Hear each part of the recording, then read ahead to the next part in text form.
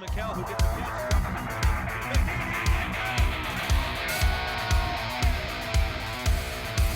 He's got patrol.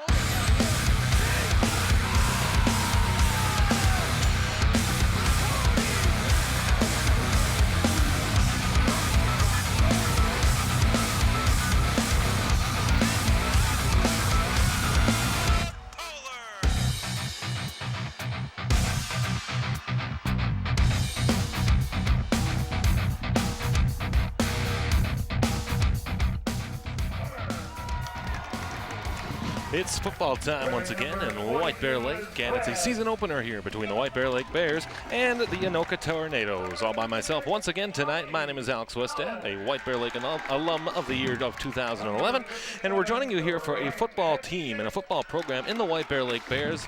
After years of misery and failure, really turned it around last season, finishing with a record of 4-4. As the defensive starters are announced here at White Bear Stadium, it is a beautiful night. We'll take a look first at the standings from the Metro East Division. The matchups for football are a little bit different. White Bear Lake last year in divisional play entered with a record of 2-4, with a record of 4-4 overall. As you see them now on your screen, you see the Woodbury Royals certainly being in contention again, and the Mounds View Mustangs as well, both teams in the top 10 as far as Class 6A goes in the state of Minnesota. Meanwhile, the Anoka Tornadoes, they had a record of 1-7, and they had that one win in the Metro North Division. I believe they play in Class 6AA as well. And for those Anoka Tornadoes, a year of turnover as well. This is their fourth coach in 67 years, as Bo Wazarick is the head coach now for the Anoka Tornadoes.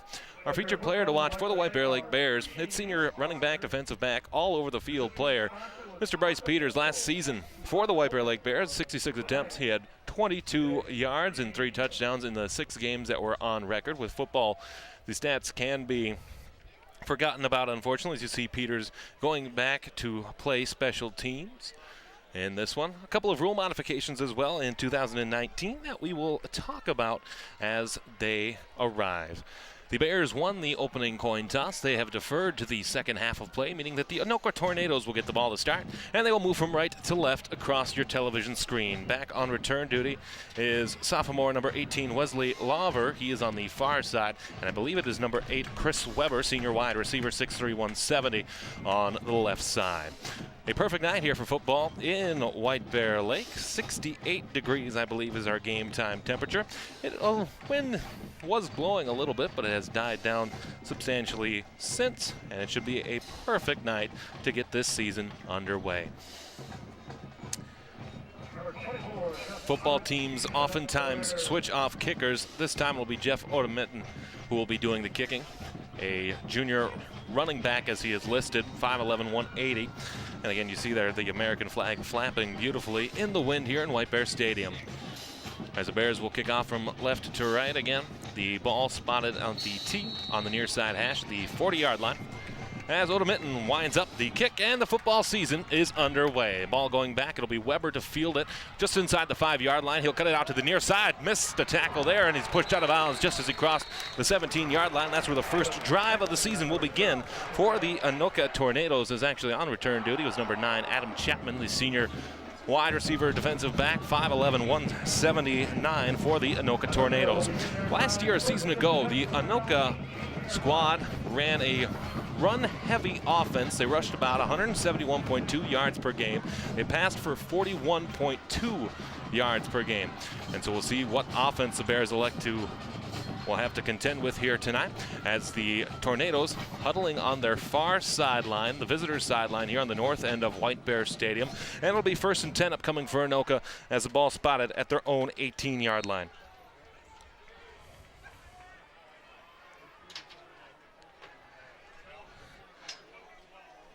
They will spread them out here to start. The quarterback for the Anoka Tornadoes is Jacob Deutschman. as he will look back to his sideline looking for the play. Two receivers out to the left, one to the right. He sends the receiver Lindenberg in motion from left to right. High snap goes over his head. Deutschman will have to go back to get it. He takes it. He's in the end zone. He's got to throw it. Ball is thrown. A pass is complete. And he's taken down from behind on a very nice tackle in the backfield. I believe it was Will Neuendorf who was able to get back there for the tackle. No, doesn't look like a gain on the play. It'll be second down. So almost disastrous start for the Anoka Tornadoes as the ball was snapped over the quarterback Deutschman's head, a sophomore as he is listed in the game day program, but he was able to recover, get it out, and a nice throw to Chapman who was able to make that completion. And so far, one play, one completed pass. Second and 10 from the Anoka 18. A receiver. They'll go a flip play here. A 7 will get the reception. That's Lindenberg again, trying to cut it out to the right. He is caught, but they say that the ball is down on the ground. The officials rule that the ball is down on the ground as well. Looks like a gain of about 1 yard here. It'll be third down upcoming. And so far for the White Bear Lake Bears, you certainly like the start this team has had defensively, as they have been all over the Anoka Tornadoes. Granted, only 2 plays. Lots of football left to play. It'll be 3rd and 9 for the Anoka Tornadoes from their own 19-yard line. It'll be a shotgun formation. The quarterback, Deutschman, out of the shotgun, has 3 receivers far out to the right, 1 out to the left on the left hash. Running back in the backfield is Chris Weber, as he'll get the snap. Rolling out to the right, Deutschman has time and space to carry, and then pass is complete across over the middle to the 30-yard line before he's pushed out of bounds, and the pass is complete there to Lindenberg, and a first down here for the Anoka Tornadoes. And a real nice catch there by Lindenberg too. Good pressure by the Bears to force him out of the pocket. He kept rolling, and then Lindenberg was able to get open, and with a 6'3", 220 frame, that's a big kid. First down running attempt there, up the middle. And Freeman, the running back for Anoka, carries it for a yard, or no gain at all. And it'll be second down and 10 upcoming here from the Anoka Tornadoes, 29-yard line. So second and 10. Upcoming here, shotgun formation again. 2 out to the left, 2 to the right. Freeman in the backfield. As Deutschman will get the snap, they'll dump it over the middle. Pass is complete there to Freeman. Freeman trying to turn upfield. A couple of Bears get to him. He'll be close. A nice gain on second down. It looks like it'll be either first down or it'll be short. Just barely, though. And the Anoka Tornadoes really using this passing game so far. Perfect 3 for 3 on passing as Deutschman has just that little dump over the middle. Freeman, and a first down for Anoka. As a ball spotted at their own 39-yard line. Right up the middle. Ball said they think the ball is on the ground again. No, in fact, it is not. Freeman another carry up the middle. And another nice stop as the Bears look to continue to play defense.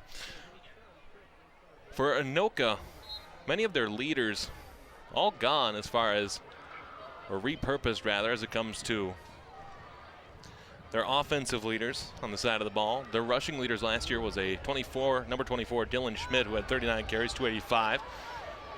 As the quarterback, Deutschman will roll out to the right, throws it over the middle, pass is complete again. This time Troy Wahlberg has it. He's knocked out of bounds as the Tornadoes cross the 50. They will, and the Bear is without a helmet. Back behind the play, that's Mitchell Landsberger. And they will say first down, the completed pass. So 4 for 4 passing so far is Anoka. And it'll be first and 10 from the White Bear Lake 49-yard line. As the clock will wind here, 8:30, no score, opening drive of the game for either side. Quarterback throws over the middle, pass again, intercepted. Spencer Oxton has it. He'll run up the far sideline across the 45, trips over his own feet. He'll be down at the 48. Spencer Oxton with the interception. He had 2 interceptions a year ago, and the Bears will take over. And for a team like the Anoka Tornadoes, who was throwing the ball so well. That's an ill-advised pass, well overthrew the intended receiver in Lindenberg. And Spencer Oxton, a multi-sport athlete, he plays hockey as well, just tripped over his own feet, or that could have been a very big return. Meanwhile, White Bear Lake will start here, as they'll operate 1st and 10 from their own 48-yard line. And a lot of turnover on the White Bear Lake side as well. As they'll go pistol formation here, Cam Zaleski will be in the backfield. Low snap is picked up by the quarterback. He'll have to keep it himself, but he's taken down behind the line of scrimmage for a short loss. Looks like the ball will be spotted at the 45-yard line. It'll be 2nd down.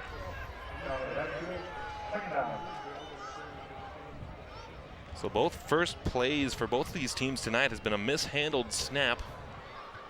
As a quarterback, Brandon Burwald, a junior. He'll spread them out. Again, pistol formation on the near side. That's Rico Kirk, the senior. As they'll send Peters in motion. Peters with the handoff. He'll keep it up the middle, back across the 50. Nice move there by the young man, Bryce Peters. And that'll make it 3rd and manageable, as the ball will be spotted at the Anoka 49-yard line.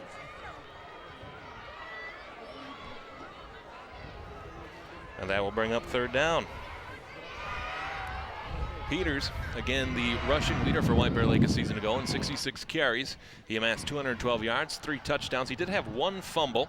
Again, those stats not necessarily the most complete, as some teams choose not to upload their information, but the Bears usually do. It's just a question of whether or not the visiting teams do, as they're the ones responsible for Football Hub. Burwell, the quarterback, he'll get the snap, screen out to the far side. It's caught, and the pass is complete to Kirschling. Kirschling is stopped after a short gain, and that'll set up 4th down.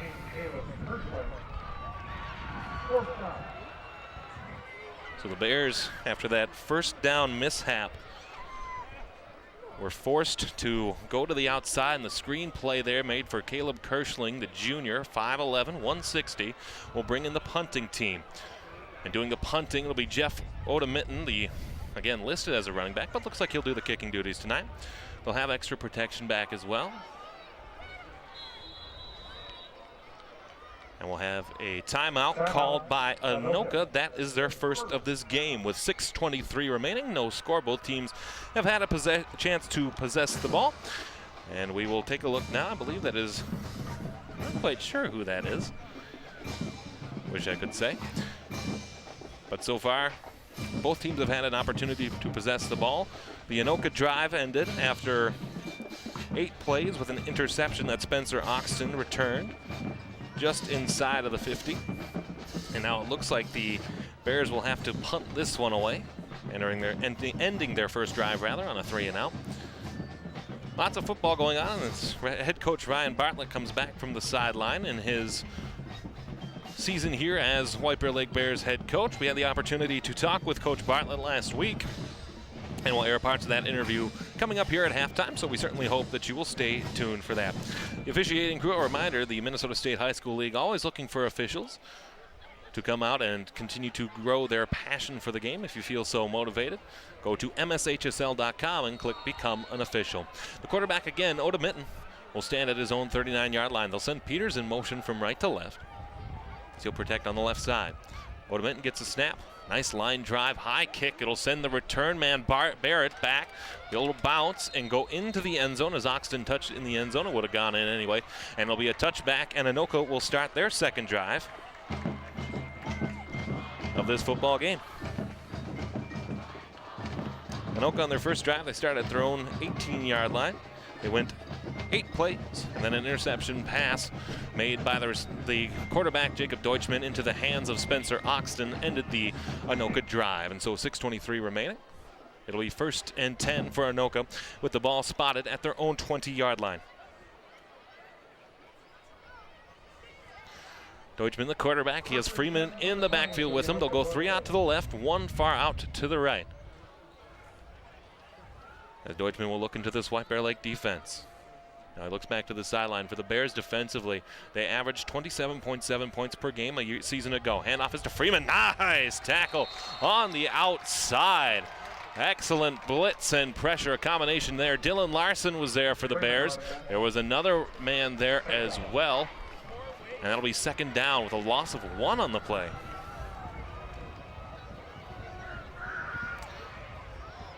Really nice combined group tackle there for the Bears. It'll be 2nd and 11 from the Anoka 19-yard line.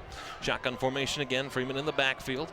As the quarterback, Deutschman, looks into the coach's box again. Deutschman throws over the middle, pass almost intercepted. A throw right into the linebacking core as Graham Napgetsek wanted that ball.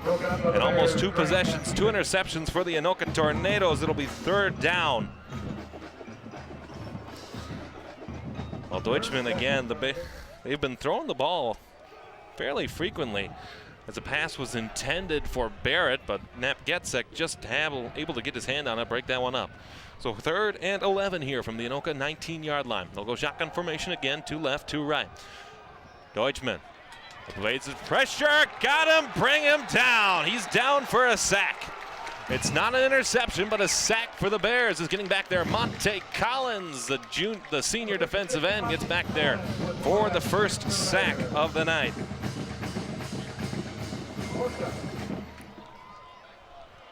Well, again, you win football games at the line of scrimmage, and he just blew right through the blocking attempt by Ryan Freeman. And he was able to get back into the backfield, and at that point, Deutschman had no chance. And that'll set up 4th down, and the punt team for the Tornadoes will come on with the ball spotted at their own 10-yard line. Ball's punted away. Peters stands at his own 45. High arcing kick that bounces out of bounds right at about the Anoka 25-yard line. And that is where White Bear Lake will begin their 2nd drive here this football game, with 4:52 remaining, no score here from White Bear Stadium on a beautiful Thursday night. So the White Bear Lake offense will go back to work, a 3-and-out possession on their opening drive. Again, Burwald will go back in, he'll be the quarterback. Rico Kirk, the wide receiver, on the right side. Then John McBride, the tight end, another multi-sport athlete. Lots of more multi-sport athletes here for this White Bear Lake Bears team. And for Anoka, they struggled defensively a lot last year. They gave up 308.7 yards per game. What should be a good possession here for White Bear Lake, starting out in Jenner's field position.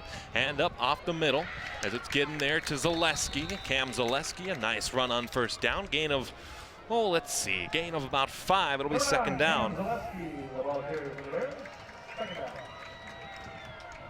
Again, you're used to seeing Bryce Peters out of the backfield for White Bear Lake, but Zaleski certainly some size and some speed too, as he's able to bowl right through and gain 5 yards on the play. And for White Bear Lake, it'll be 2nd and 5 from the Anoka 20. We'll send the man in motion again. It's the handoff into the backfield by Oda Mitten. Oda Mitten rushing forward. He's all the way down inside the 5-yard line. And that's where he'll be stopped in another 1st down play for the Bears.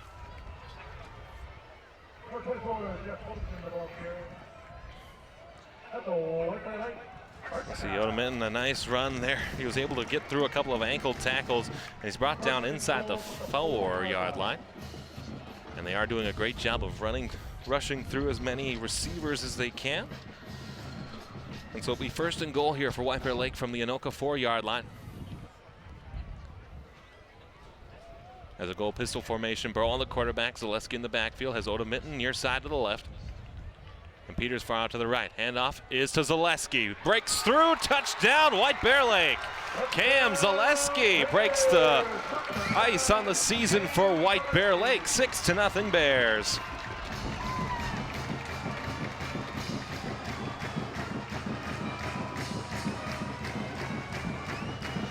See, nice handoff there. Great job by the offensive lineman to create a hole, and Zaleski able to rush right through, almost untouched, as he gets the first touchdown for the Bears on the season. A 4.5 yards, we'll say. Touchdown scamper for the senior. And it'll be 6-0. As Oda Mitten will go back. Burwald the holder. Right-footed kick is up, and it is good. And with 3:46 remaining here in the opening quarter, the score reads White Bear Lake 7 and Anoka 0. On that drive, 3 plays for 24 yards in a total of 18 minutes. Not 18 minutes, 18 seconds. Thank you, my friend. As one of the Anoka assistant coaches is coming by and helping us with the time of possession tonight, and of course we're very grateful for that. So a 3-play, 25-yard drive turns into a touchdown here for the White Bear Lake Bears.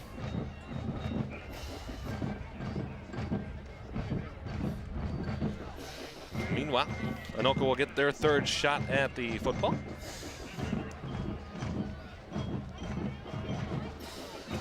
For Anoka, a team that, again, as we mentioned just a little bit ago, they rushed the football more than they passed so far. Their breakdown has been heavy on the pass, as unofficially I have it at 4 for 6 passing and only 2 rushing attempts. So in a minute, we'll kick off here as the ball teed up on the own 40-yard line. Back to receive for Anoka is Adam Chapman on the near side. And all the way out on the far side, David Ianni to return for Anoka. That's not 16, rather, that's 26. It's Adam Kiatamba. Waterman's kick. It's a line drive. It'll bounce at the 15. It can be picked up here now. And a muff kickoff. The Bears will try to rush forward. Zaleski had to go past him. Still loose. It's a dog pile. The Bears say that they have it. And the back judge says no. Now he does say White Bear Lake.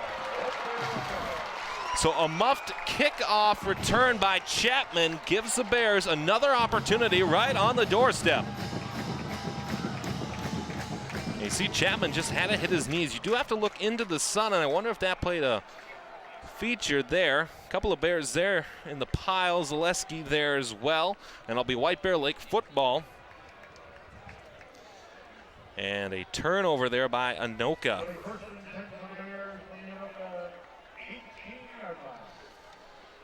And so it'll be 1st and 10 for White Bear Lake, as they'll operate from the Anoka 18-yard line. And as the Bears approach the field here, 3:38 to go. The Bears got off to an excellent start of the season last year, winning their first football game last fall in what had been about 3 years. It was homecoming night against Roseville in 2015. That was their last win prior to last season. As Burwald hands off to Zaleski, he's able to get off to the left side, goes down to the ground, across to the 10-yard line. A nice run by Zaleski there. And it'll be 2nd down and 2 upcoming, right at the Anoka 10-yard line. And for Zaleski, already with the rushing touchdown tonight, Bears certainly look to be in possession to do the same. Last season, again, as this is the first game of the season tonight, the Bears rushed for 96.8 yards per game, and they passed for 103.8. So a balanced offense last year with now graduated Cooper Anderson as a quarterback. The handoff is to Peters on the end around. He's able to get across the 10, down inside the 10-yard line. The ball looks like it's spotted at the 7-yard line. And that should be another White Bear Lake first down.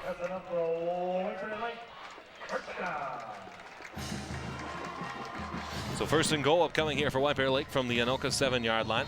And again, with 2:48 and counting here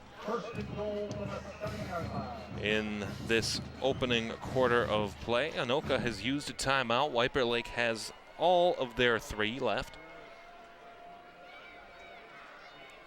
And so Burwald will operate out of the pistol set. They'll send round. And a race up the middle, caught, touchdown, White Bear Lake. I think it's Zaleski again, as I was fooled badly on that one. And it's a touchdown, White Bear Lake, as Bryce Peters celebrating it.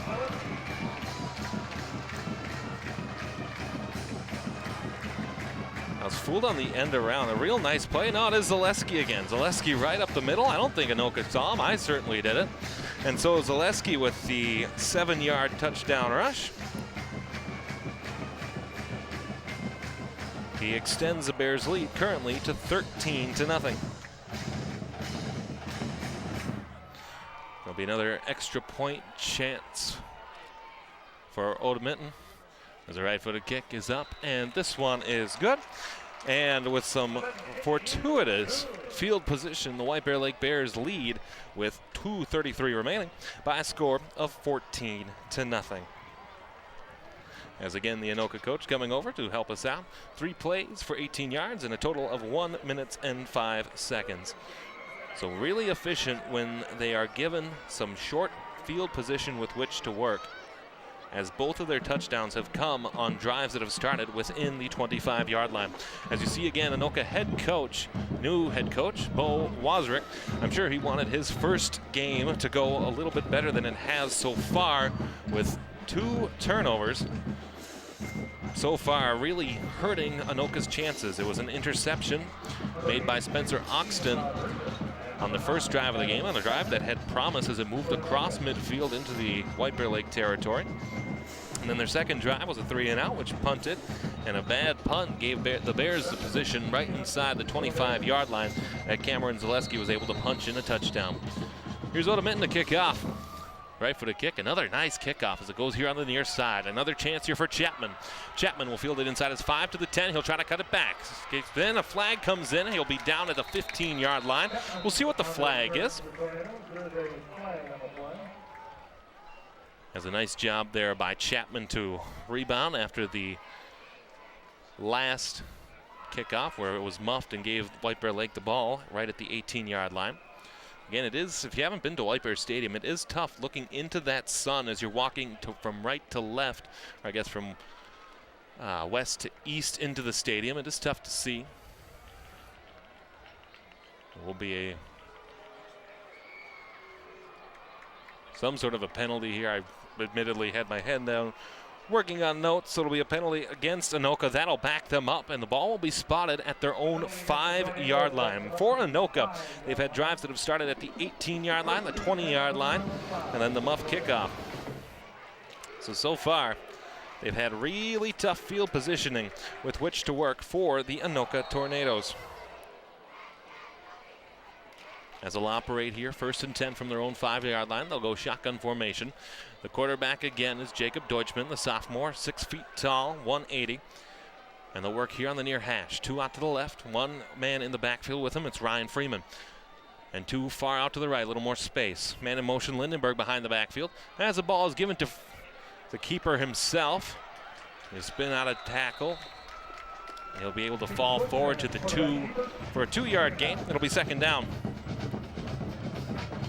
As you may remember, or you may have watched, we do carry the Minnesota Vixen football games, the Women's Professional League. And even there, I did have a hard time sometimes spotting who had the ball. I should hire myself a spotter. 2nd and 8 for the Tornadoes from their own 7-yard line. Shotgun formation again, as Deutschman, the quarterback, looks into the sideline for the call, has Freeman in the backfield with him. 2 out to the left, 2 out to the right. He'll send a man in motion to the right left. It's Lindenberg. The running back goes to the other side as well. Screen out to the outside. It's a flag down. Nice tackle for a loss by Will Flemons, but we'll see what the flag is. He did have good positioning, so we'll see if he didn't jump offside, although the flag came from the back official, so not sure that would make sense.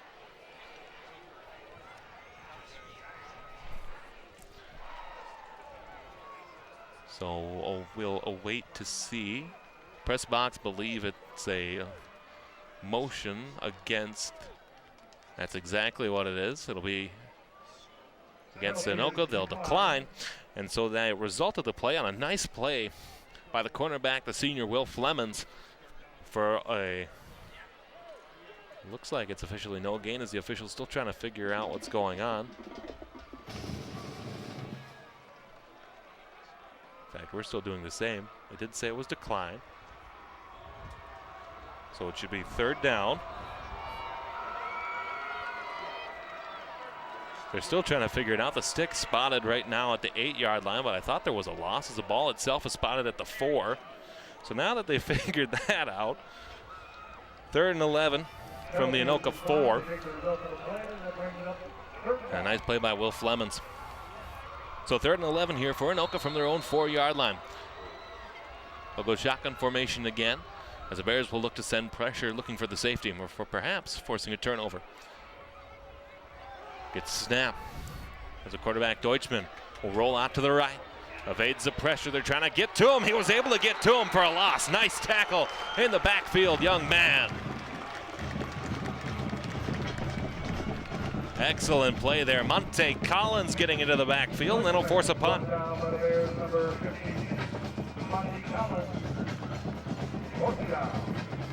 It'll be a loss of 2 on the play. Collins, great pursuit not giving up on that play. He was able to bring down the quarterback, Deutschman, and it'll force a punt. Now, we've seen opportunities here where the special teams has oftentimes hurt high school teams, but a good snap. We do have a flag, though.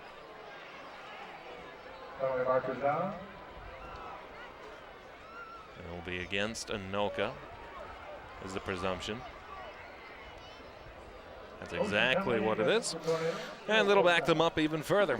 I guess as far as you can. It'll be 4th and, about 15, give or take.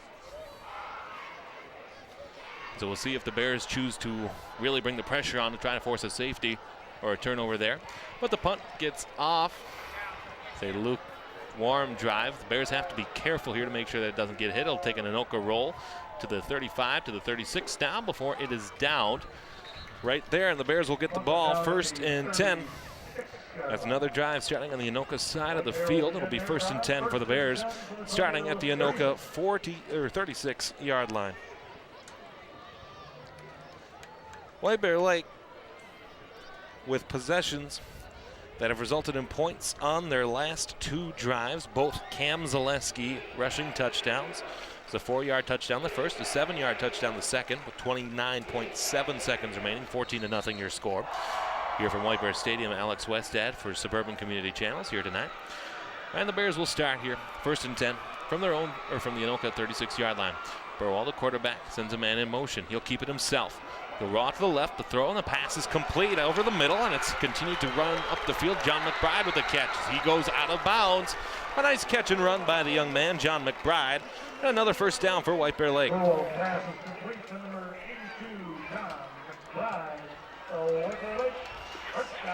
again, excellent work on the fake. There's Burwell able to dump it over the middle. McBride able to maintain his balance, knocking over a tornado.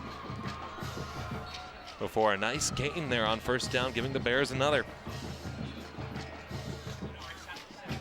As the ball spotted at the Anoka 17-yard line. We'll go 1st and 10. They'll send another man in motion. This time Zaleski keeps it. Zaleski up the middle, down to the 10-yard line, or maybe the 11, depending upon the spot, as the official says the 12. That'll be 2nd down of coming. And that, in fact, should end, time permitting, the 1st quarter of play. Now the 2 teams will switch sides. And after 1 quarter of play, as the horn sounds here at White Bear Stadium, it will be a score of 14-0, the Bears leading over the Anoka Tornadoes. While we have a moment, we want to take a look at the student section. We'll take a break. We'll see you back here for the start of the 2nd quarter. This is your home for White Bear Lake football, SCC Sports. I'm a veteran. We hit a mine in Vietnam. When I came home, I didn't know where to turn. As America's veterans face challenges, DAV is there. My victory's been never giving up hope. My wife is always there to remind me we have a life to live. DAV provides a lifetime of support, helping veterans of every generation get the benefits they've earned. I am a veteran, but after I got out, I spent 2 years alone and homeless. Every year, DAV helps more than 1 million veterans so they can reach victories great and small. My victory was finding the support to get back on my feet. Now I'm getting things right with my family. I finally admitted, with my PTSD, I wasn't doing well. But there's more to be done and more victories to be won. Now I wish I'd found DAV sooner. I am a veteran. My victory is just enjoying each day. Help support more victories for veterans. Go to DAV.org. Start of the 2nd quarter, 14-0 your score. The Bears lead over the Anoka Tornadoes. It was a couple of nice plays, 2 touchdown rushes for Cam Zaleski, 1 of 4 yards and 1 of 7 yards that gave the Bears the lead. Burwald muffed the snap. He'll be able to keep it as he gets down to the 5-yard line. That should be good enough for another White Bear Lake 1st down, and that'll set up 1st and goal from the Anoka 5. If you look at the drives so far for the Bears, only 1 drive, their first, ended in a 3-and-out as they actually lost yardage on it. They lost a yard. After that, though, they've been given some generous spots with their drive starting at the Anoka 25, the Anoka 18, and then this drive starting at the Anoka 36. Pistol formation as Burwald out of the pistol. Handoff is to Zaleski. Zaleski breaks through one man. Another touchdown for Cam Zaleski.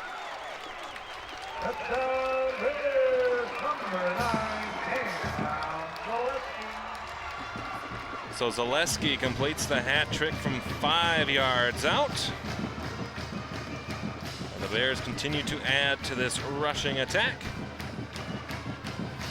as they've done a very strong job of that tonight.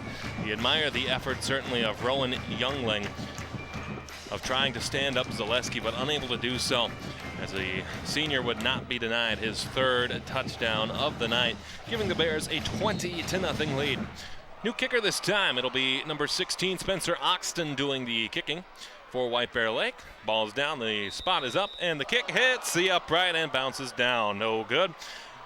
And after a 4-play, 36-yard drive that elapsed 1 minute, 58 seconds, your score reads 20-0, White Bear Lake.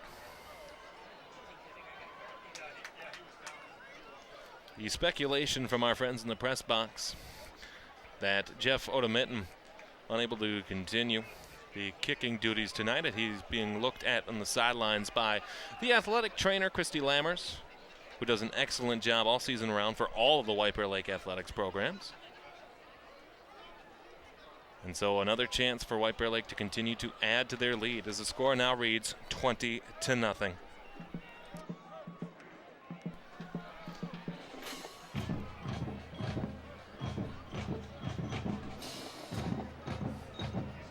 Hello. Hi, everybody. Thank you for being here. White Bear Lake 20, Anoka 0.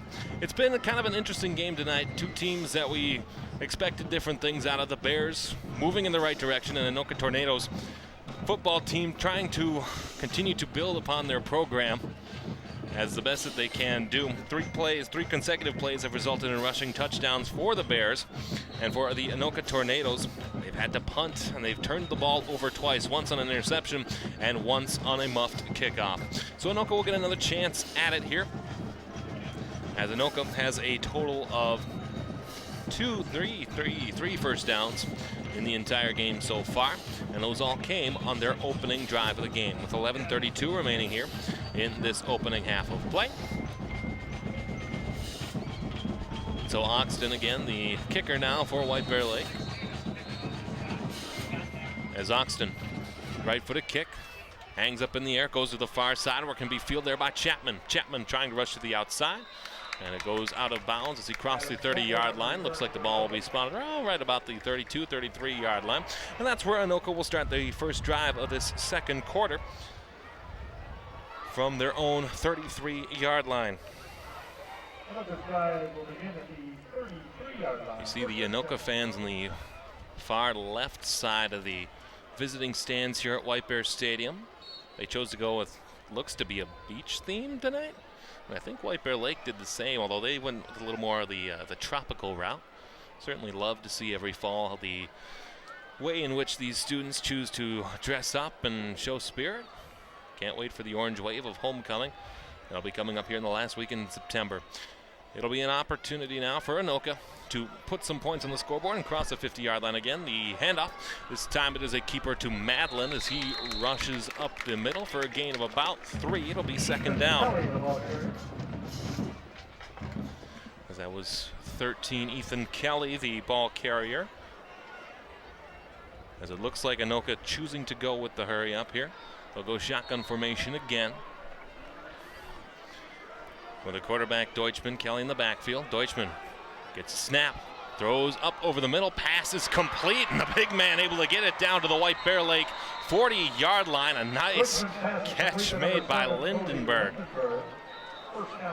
And an excellent job there. That's not Lindenberg, rather that's Chris Weber, who was able to get there in a first down. We've seen opportunities tonight where Deutschman has a great job of throwing the ball. It is Lindenberg. I don't know why I thought it was 6. So it'll be 1st and 10 for Anoka. There'll be a flag on the Bears. It was a face mask.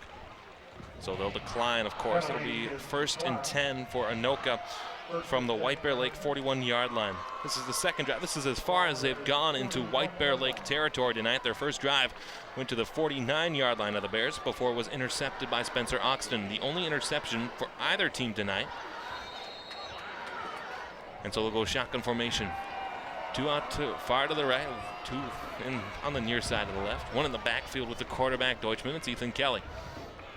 As Deutschman gets a snap, he'll drop back, standing at his own 50, throws it over the middle, pass well over everybody, and intercepted.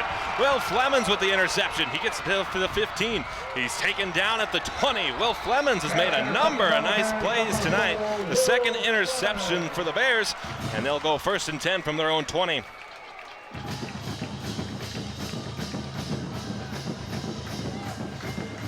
Really see Deutschman confident in the pocket, but just overthrew his receivers way too much. Perhaps a miscommunication on the route the receiver was going to take as well. And Flemons sitting in the backfield, almost like that center fielder in baseball, was able to get there, easily make the catch, and turn it upfield.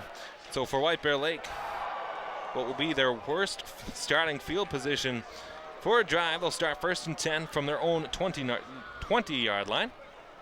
As the Bears offense will tread back out onto the field, and we'll see what the Bears do. 10:23 remaining. White Bear Lake 20, Anoka 0. We have a large amount of football games upcoming here, as we will have a whistle and a timeout for White Bear Lake. That's their first. The upcoming schedule for White Bear Lake sports, because if you're watching this, we certainly hope you're a fan of the White Bear Lake Bears. Girls soccer is tonight. They are at Lakeville South. Then next Thursday, rather, they'll be at Cretin-Durham Hall. Volleyball will go 9-3 against Park Center. Girls tennis will be 9-5 versus Forest Lake. And you see the White Bear Lake football schedule as well. Next week they'll be at Mounds View, a tough test. Some really good teams there on their schedule. Mounds View and Woodbury, both top 10 teams in Class 6A. Stillwater, certainly not an easy out by any means. Cretin-Durham Hall, not either. And so for a Bears team that was 4-4 a season ago, you certainly wonder how this tough schedule they're going to respond. But an excellent job here tonight against the Anoka Tornadoes thus far, with 10:23 remaining. Other sports as well. Girls swimming and dive will be against Eastridge. That one will be next Thursday. And then boys soccer will be at Cretin-Durham Hall next Thursday as well. As the school season starts underway, not the school season, rather, the school year starts up on Tuesday. Hope your pencils are sharpened, your classrooms are ready. I know mine is. So it'll be a pistol formation. Burwell gets the snap. He'll throw here on the near side. Well overthrown. Looking for Kirschling on the near sideline. Incomplete. 2nd down.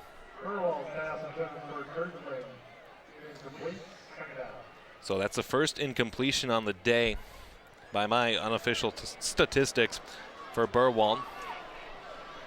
For the White Bear Lake Bears, again, as we mentioned, a balanced rushing versus passing attack for the Bears. And for Burwell, the junior,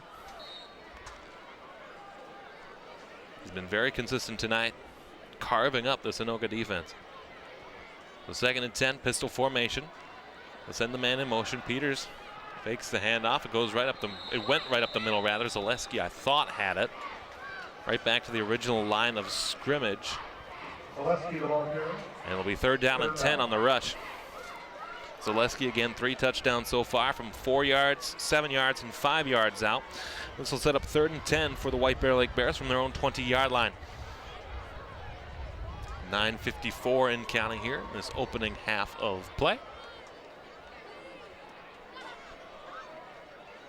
As the sun continues to set here, passing through the trees on the west end of the majestic White Bear Stadium. Used to be an all-grass field, but since has been replaced with turf, as many high school programs have. Zaleski, the ball carrier again. Flag comes in from the backfield. Little extracurriculars. Zaleski got to the 24-yard line. We'll wait to see what the flag is coming from the backfield. Could be any of a number of things. We'll wait to see what it is. And off there. Not a flag there. The conversation between the officials on the field about it. Looks like Anoka will decline, so this should be against White Bear Lake.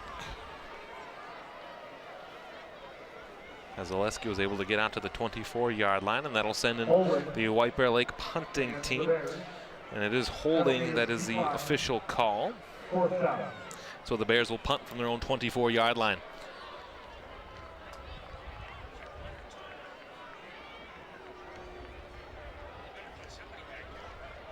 And so looking for somebody to be the punter.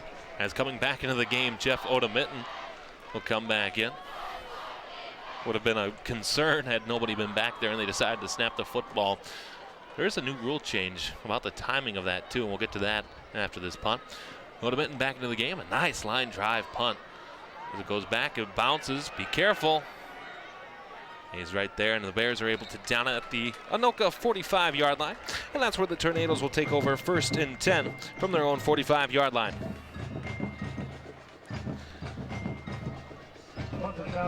And so Anoka, after 2 back-to-back 3-and-outs, you see their schedule. And again, playing out of the conference in which they do, the Northwest Suburban, there are a number of good teams out there. Totino Grays certainly not an easy out. Blaine's always difficult as well. Champlain Park too. It's going to be a tough season for the Tornadoes. However, interesting note I had in a conversation with one of the coaches, this is their 4th coach now in the 67 years of the Anoka Tornadoes program. Certainly a model of consistency for those in high school football. It's a handoff up the middle. They got back to the original line of scrimmage. That was Kelly, the ball carrier. So 1st and 10 becomes 2nd and 10 as the ball did not move that far. That's Freeman was the ball carrier, excuse me.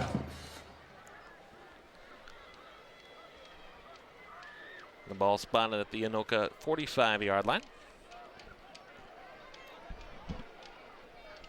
And they'll go back to the shotgun formation. Deutschman out of the shotgun, Freeman back with him. Freeman will get the handoff again. He hits the hole immediately, and a number of Bears get right to him after a gain of 1 yard.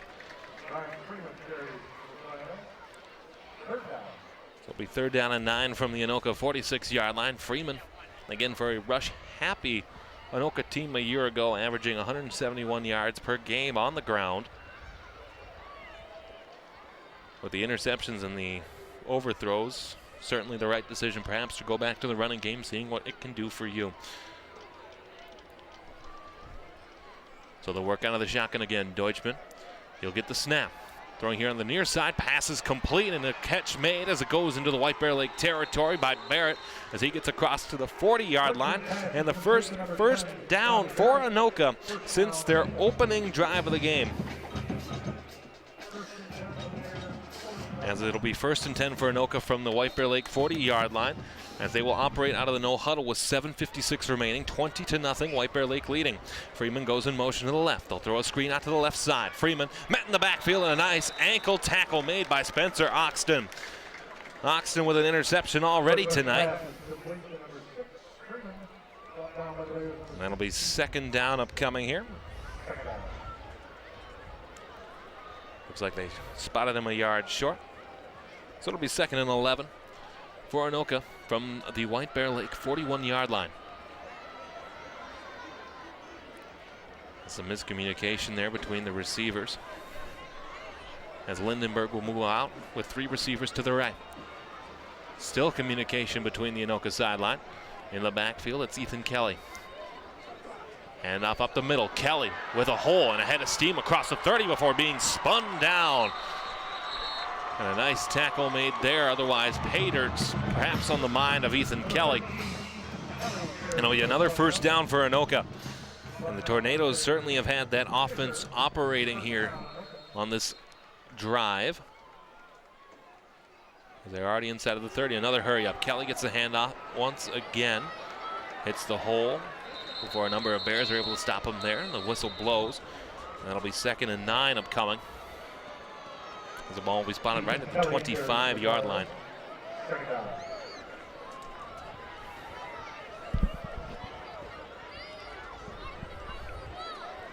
Anoka in their road whites, looking into, from my memory, looks to be new football uniforms for White Bear Lake.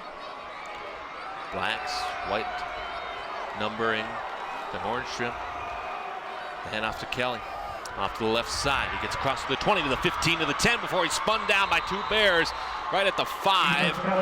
And it has been on this drive the Ethan Kelly show, as it'll be 1st and goal for Anoka.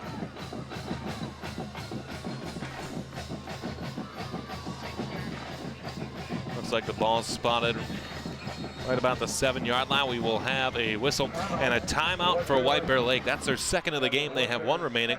The Anoka Tornadoes, meanwhile, have two with 6:16 remaining. White Bear Lake 20, Anoka 0. Alex Westat and our entire SEC production crew here at White Bear Stadium on a beautiful Thursday night. Wherever you're spending it, or if you're watching this in the days to come on SEC TV 19, or if you're watching it on YouTube, Suburban Community Channels, we certainly hope that you are enjoying the broadcast. As we look across the student section, many new sophomores, juniors, and seniors, freshmen as well, getting acclimated to the football experience.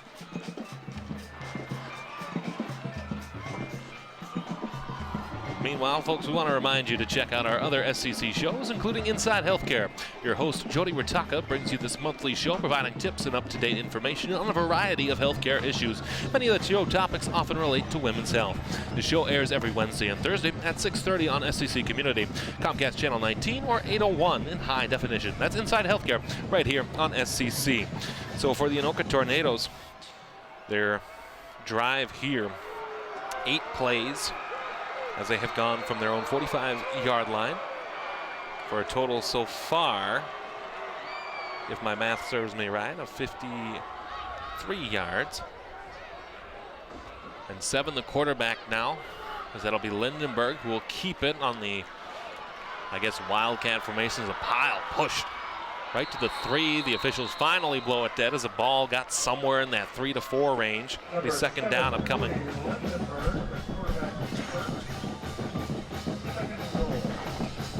So Lindenberg on the wildcat option just keeps it there. Nice little hole there for Anoka, but the Bears just collapsed around it. So some nice offensive line play, as it'll be Lindenberg out of the shotgun again. Should be another quarterback keeper play. He rushes up the middle. He's able to get in through for the touchdown. Lindenberg, the touchdown for the Anoka Tornadoes, and that's their first points of the game. It would appear that the Anoka Tornadoes like keeping the ball in the hands of Cody Lindenberg when they're in that short yardage, 1st and goal, 2nd and goal, 3rd and goal situation. And he was able to run it up the middle for what should be a 3-yard touchdown run. Looks like they'll go for a 2-point conversion, although we have seen this. The Bears used to do this too. No, they will go for 2. Lindenberg, stop! No, he did get in. Or did they say stop? No, no good. I thought it was no good. We just waited for the official. And some nice stopping there for White Bear Lake. Keeps the score at White Bear Lake 20, Anoka 6. It looked like I thought that he got there. I guess depending upon the spot and where the knee was down, I thought he got there. Lindenberg's like, why didn't I get it? Why didn't I get the 2-point conversion? I thought he was in, but the officials disagree. And after 6 plays for a total of 40 yards and 3:46, Anoka on the scoreboard, 20-6 the score. We'll take another look at it here. Again, I thought they were going to move over, but Lindenberg, it looks like, we'll see, as the knee is down there. I don't know. We don't have a camera on the pylon, but I thought that he had crossed it. But, unfortunately, it's not our opinion that matters. It's the opinions of the men in the stripes. Men and women, I guess you should say. And with 5:36 remaining, White Bear Lake 20, Anoka 6. You see the Anoka cheerleaders again with the mascot, the Tornado. I was doing some research, and I wasn't quite sure why the Anoka Tornadoes were called the Tornadoes. Apparently, a little birdie called the internet told me that they are called the Tornadoes after the famous Anoka tornado that struck through Anoka sometime in the 1930s. In my opinion, an odd thing to name a team after a tragedy in the area, but maybe that's not why Hinckley is called the Fire. And so the kickoff here, the first of the game for Anoka. Go back as the reception here of the kickoff. Oda Mitten got it at the 15. He ran it back to the 25-yard line. And the Bears will have it 1st and 10 from their own. The official spot looks like it'll be about the 26-yard line. Yeah, the 26-yard line. And so 1st and 10 upcoming here for White Bear Lake. On the last drive for White Bear Lake, it was a 3-and-out, a punt. They gained 4 yards from it. All 3 plays on that last drive were rushes. After 3 straight touchdown drives and runs by Cameron Zaleski. And so 1st and 10 for White Bear Lake from their own 26-yard line. Burwald out of the pistol. Has 2 left, 2 right. Zaleski in the backfield. He sends Peters in motion. Hand off to Zaleski. Zaleski met at the 25. Spun around by a couple of Tornadoes. As the ball down now to the 28-yard line. It will be 2nd and 8.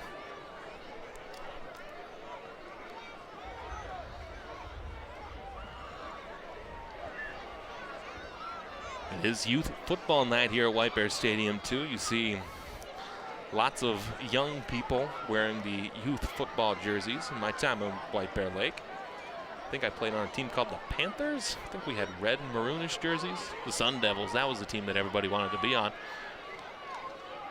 As Oda Mitten gets the end around, off to the right side. He breaks through, has a little bit more speed as he gets down at about the 35-yard line, reaches forward. He should be close to the first down, but might not have it all the way. And that'll be 3rd down upcoming. Nice play by Oda Mitten, too. Was able to juke back before the Tornadoes were able to bring him down, and a nice tackle made by Chapman. It'll be 3rd and 1 as the ball spotted at the White Bear Lake 35-yard line.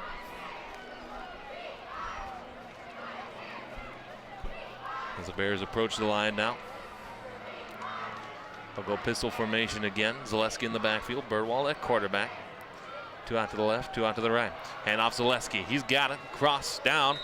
And he'll be down at the 38-yard line, and a very nice tackle by David Ianni, who did the right thing there. He waited, he moved laterally and was able to wrap up Zaleski and bring him down, but nevertheless another 1st down for White Bear Lake, as it'll be 1st and 10 upcoming here from their own 38-yard line. Now for the Bears, when we look at their 1st downs tonight, they haven't needed many, as by my count, they've only had, that was their 5th 1st down of the night because of the generous field position that they have gotten. So 1st and 10. And off to Peters. Peters trying to race out to the left side across the 40. Continuing to churn those legs forward down to across the 45-yard line. They'll spot it at the 46. Another nice run for Bryce Peters, the senior running back who has really done it all for White Bear Lake over the years in this program. And it'll be 2nd and 2, spotted here from their White Bear Lake 45-yard line. Large number of senior turnover from White Bear Lake this season to last. Last year's quarterback Cooper Anderson went on to college, as well as all of the rushing leaders except for Peters. And the same can be said for their receiving core a year ago as well. Another play in motion, another play to Peters. Peters out to the left side, holds the sideline. Flag comes in behind the play as he crossed the 50-yard line. We'll see if this goes against White Bear Lake. It may depend based on the position. The ball spotted temporarily at the Anoka 48-yard line? Yeah, 48-yard line. As we'll have a conversation between the officials.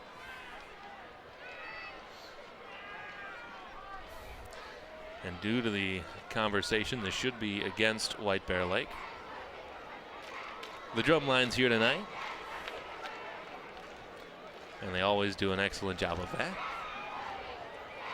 So it is a block in the back, and it will be a penalty against White Bear Lake. And they'll mark the ball off from the spot of the foul, which was the 47-yard line. And they will march it all the way back to right in between the White Bear Lake 37 and 38-yard lines. And so that'll set up a 2nd and 10 from somewhere in between there. We have 2:54 remaining in this opening half, 20-6. The Bears lead. We want you to stick around at the half, as the interview that we conducted with head coach Ryan Bartlett will air during the half. Certainly looking forward to that one. As the Bears will operate here, 2nd and 10. Burwell throws it to Peters. Peters caught it at the 30, crossed down to the 40. And a flag comes in late Not sure what this was on, but a nice little catch and run there by Peters. He's got the ball at the 30, was able to turn up the field and get to the 40 on the near side. We'll see what happens here. As it should be, I thought it was a block in the back. As one of the Bears was standing over a tornado at the end of the play. Another conversation between the Anoka side. So it will be a penalty against White Bear Lake. Not sure what the conversation still is about. This time it is a hold. This time we'll go against White Bear Lake, and they'll mark another 10 yards up. So the Bears shooting themselves in the foot on this drive. They would have had a first down. But unfortunately now penalties on back-to-back plays have led to a 2nd and 19. As the ball will be spotted at the 28-yard line for White Bear Lake.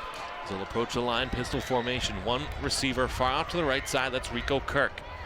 Zaleski in the backfield, handoff to Peters. Peters, as they try to rush around to the outside, he got back to the 28-yard line. And that'll set up 3rd and 19.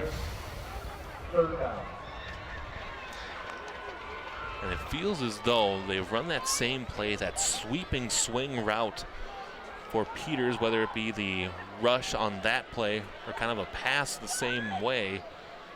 Well, they've done that same thing on back-to-back plays.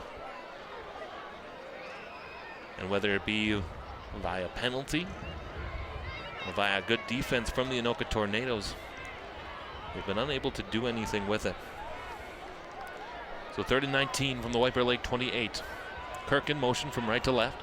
Burwell the quarterback, Zaleski in the backfield. So Zano to Mitten. Hand off to Zaleski. Zaleski with a hole to the 40. He's able to get through, and an ankle-saving tackle made in the backfield with Zaleski off to the races looking for his 4th. Stopped at the 50. First down, White Bear Lake. Well, if not for that ankle-saving tackle, Cam Zaleski off to the races here. As you see, he just cut back, and then, just enough of that tackle made by the Anoka Tornadoes to stop him from being in the end zone. As we have a whistle, a flag blows on 1st and 10 from the 50-yard line. And it's a false start. That'll go against White Bear Lake. So 3 penalties on the Bears on this drive for a total of 25 yards. And then it'll be 1st and 15 for White Bear Lake from their own 45-yard line. 1:14 to go, 20-6 your score. My name is Alex Westad. We have an entire SCC production crew here tonight. As Burwell gets a snap, he'll roll off to the right as he'll keep it himself across to the 49-yard line. And on the quarterback keeper, it'll be 2nd down. We have a whistle, and it should be a timeout on the field. It's a timeout for the Bears. That is their 3rd and final timeout of the half.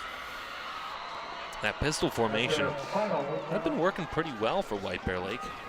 But you have multiple threats in the backfield between Peters, Oda Mitten, Zaleski as well, where you have options.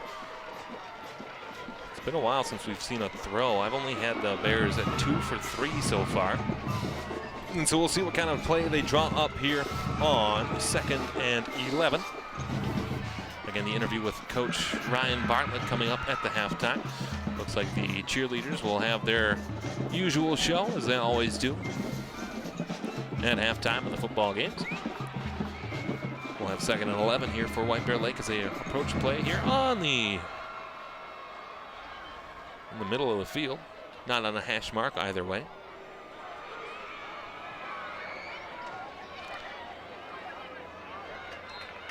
So now finally they approach the line, 2nd and 11. Burwell the quarterback, Zaleski behind him. 2 receivers left, 1 receiver right. They send Oda in motion.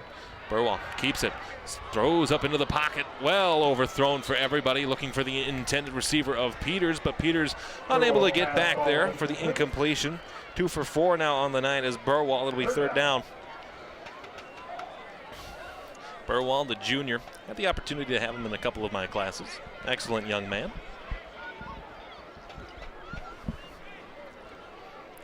as well are many of the players on this White Bear Lake team. It's odd, you know. I mentioned on the soccer broadcast, if you watch that on Tuesday, I'll get to that amusing anecdote in just a moment. 3rd and 11 for White Bear Lake from their own 49-yard line. Pistol formation, 2 in bunches from the left and the right. Zaleski in the backfield. Burwald gets a snap. Steps up, plenty of time, throwing to the right side. Pass is complete to Kirk. Kirk into the backfield to the 15, 10. Another tackle. He lost it, but he gets it. No, they will wave it off. They'll say he was down inside the 1. 1st and goal, Bears.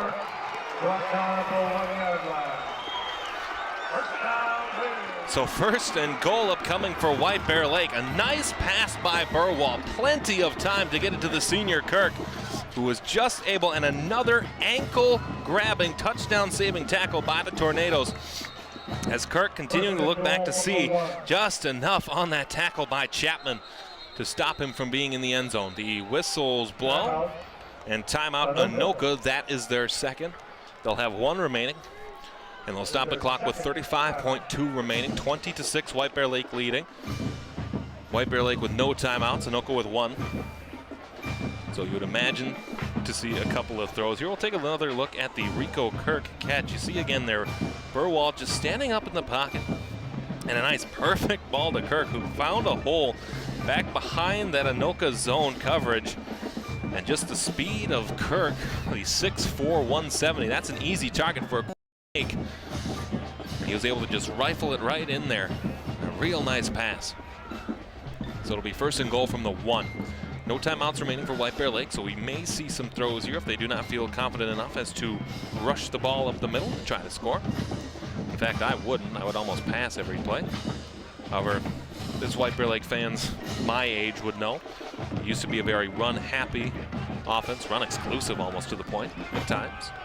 Of course, those were younger years. Perhaps I do not remember it as well as I once did. So it'll be 1st and goal for the Bears. Burwald, pistol formation, Zaleski in the backfield. Burwald gets a snap, handoff. It's to Zaleski. He's in. Touchdown, White Bear Lake. Touchdown, Bears.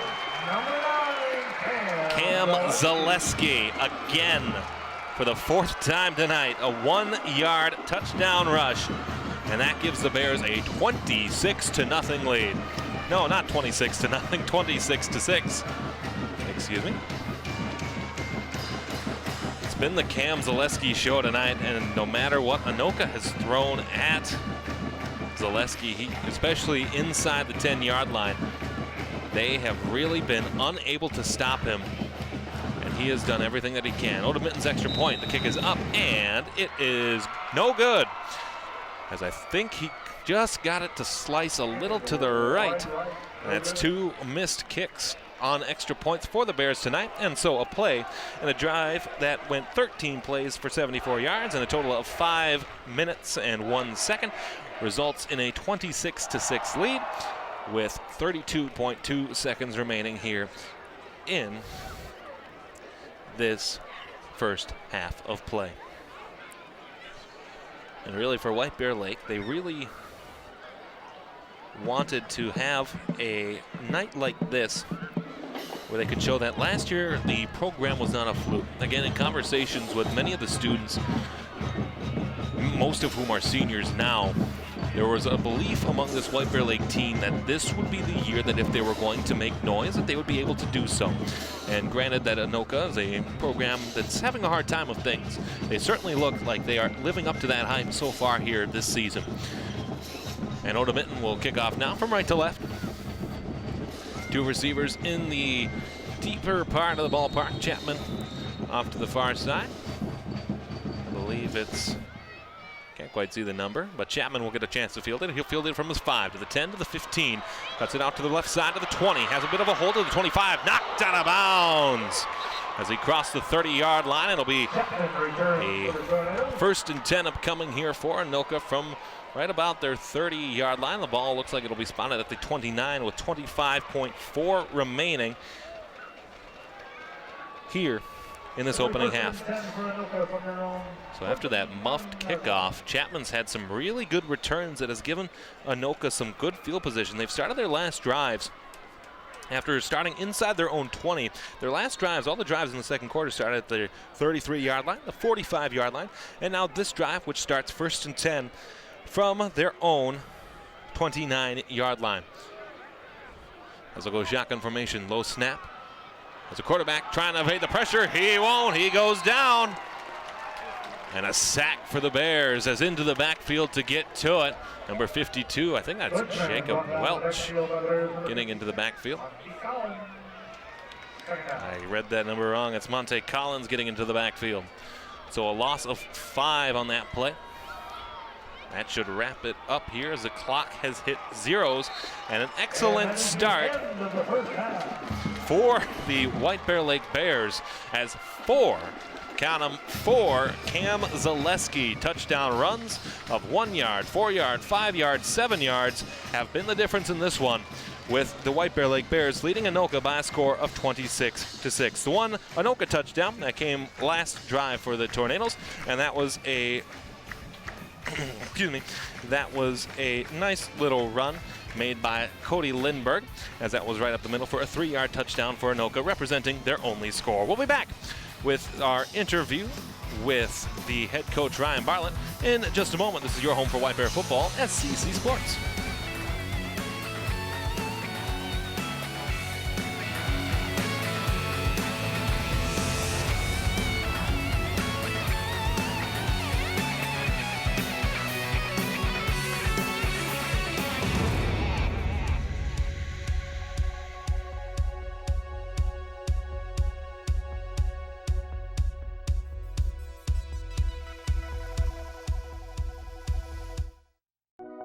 Chiru has no choice. She and millions like her must walk miles every day for dirty water.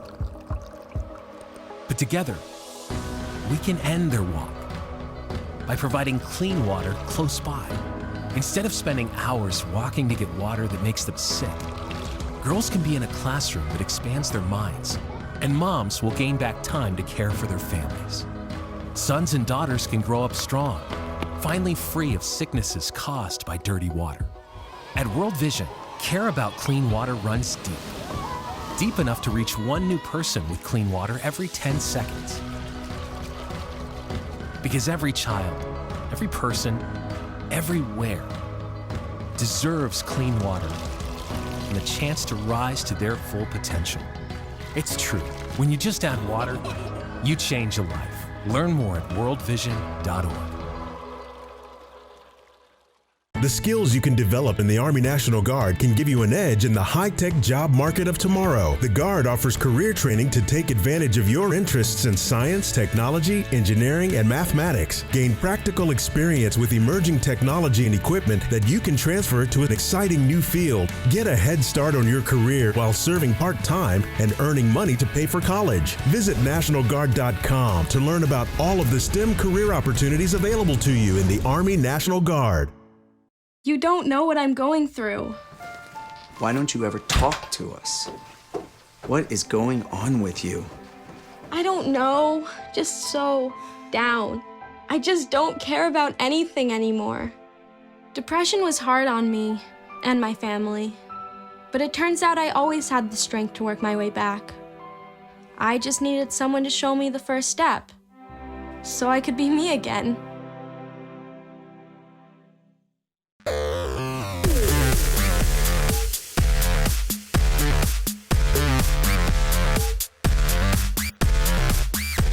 Started out as an offensive coordinator at Irondale High School. I was that for 3 years, 4 years. Did a couple positions before that. Went to Armstrong High School for 3 years, and then applied here and got the job here. So that was this is my 8th year, and yeah, Irondale, Armstrong, then White Bear Lake. Go!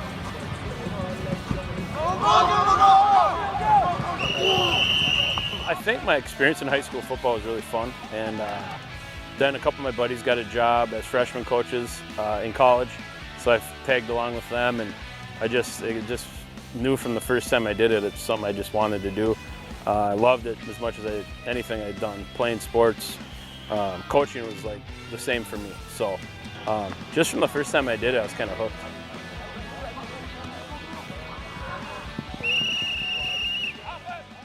Yeah, so I got diagnosed, found out in March of 2018. and then I did my last treatment in October of 18. And so I'm in remission, have been since my 4th treatment. After my 4th treatment, they did a scan and it was gone.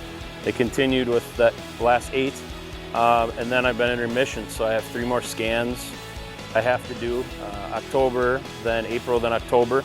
If I pass all those, then that'd be considered cancer-free. So last year during coaching, it was a lot. I was doing chemotherapy, trying to coach with 3 kids. It was a lot. This year, I feel better than I felt in a long time. I think even 2 years ago during football, I was pretty sick and I just didn't know it. And so this year's been like, I'm not doing chemo. The stuff's out of me, and so it's been a big change. It's felt a lot better, a lot more energy, and just kind of have more passion. I think I just was sick for a long time, and the chemotherapy stuff is tough on your body. So yeah, feeling better, that's for sure. I can't explain to you how much support I got, just from teachers to players to community members. It was almost overwhelming. Like I almost wasn't super comfortable with getting that much help, and I couldn't even begin to describe how much we got. It meant a lot and made us feel like this is home. This place is where we want to be, and the people they're unbelievable. It was I can't even explain how much it meant to us and the amount of work they did. You never know. Loaded set with one receiver out to the left. Up the middle, pushes through, he got it. White Bear Lake touchdown up the middle. We had a group of seniors who had worked really hard, and the 2 years before that when we didn't win, we were a lot closer than people probably think. We had a bunch of games in there, we just didn't make a few plays, but it was close. The year before we could easily have been 2-0, and so we knew it was close. I think the kids knew it was closer than maybe it felt. So we weren't super surprised that we did better. We'd felt like we'd been doing some good things. We had a group though that was really, really big into the weight room and committed to that. They kind of set a tone, and we were never super panicked, I'll be honest with you. We felt like it was close, we were doing the right things, we kind of stuck with it, and the coaches stuck behind each other, the kids stuck behind the coaches, we stuck behind the players. So we kind of pulled ourselves out together, and last year was really fun. Anderson drops back to pass, great protection, throws up the middle, he got it! Great catch to the 30, 20, 10, touchdown White Bear Lake. Every week, if you don't play good, you're going to lose. And the coaches in 6A will tell you that there's just no weeks off. And so, Anoka didn't have a great year last year, but that's our week 1 opponent. They got some good talent. They're going to be good. If we don't play good, they'll beat us. It's just the way it is right now. Every week is tough. You don't show up, you're going to be hurting. So we've really just focused on ourselves. We don't talk a lot about the other teams, and we feel like if we come ready to go, we'll be competitive every week. Last year we were big and strong up front. We have some big kids, but we got some speed. That would be the biggest thing that I would say is different. We got a variety of weapons. We got some tall receivers who can go get it, and then we got some speed. So we'll be different how we attack people, I think, at times, but we're probably balanced in the way we can run the ball more than last year. We needed some guys to step up. We only have 2 starters back, so we have some, inexperience, but I think some guys have shown they could probably do it. Bryce Peters, he was an all-conference guy last year. Kick return, corner, running back, receiver. Will Lemire, left tackle. He's got a really good chance to be an all-conference kid, him and Bryce. Bryce was all-conference last year. Offensively, those guys. Defensively, it starts inside with our 2 D tackles, Dylan Larson and Mitch Landsberger. They get after it. They're physical kids. Brad Snook and Grant Knapp-Gatzik and Zach Kuyava all are back at linebacker. So that front, that interior 5 on defense is physical. And then we've supplemented with some pretty good speed on the outside. So yeah, we like our defense.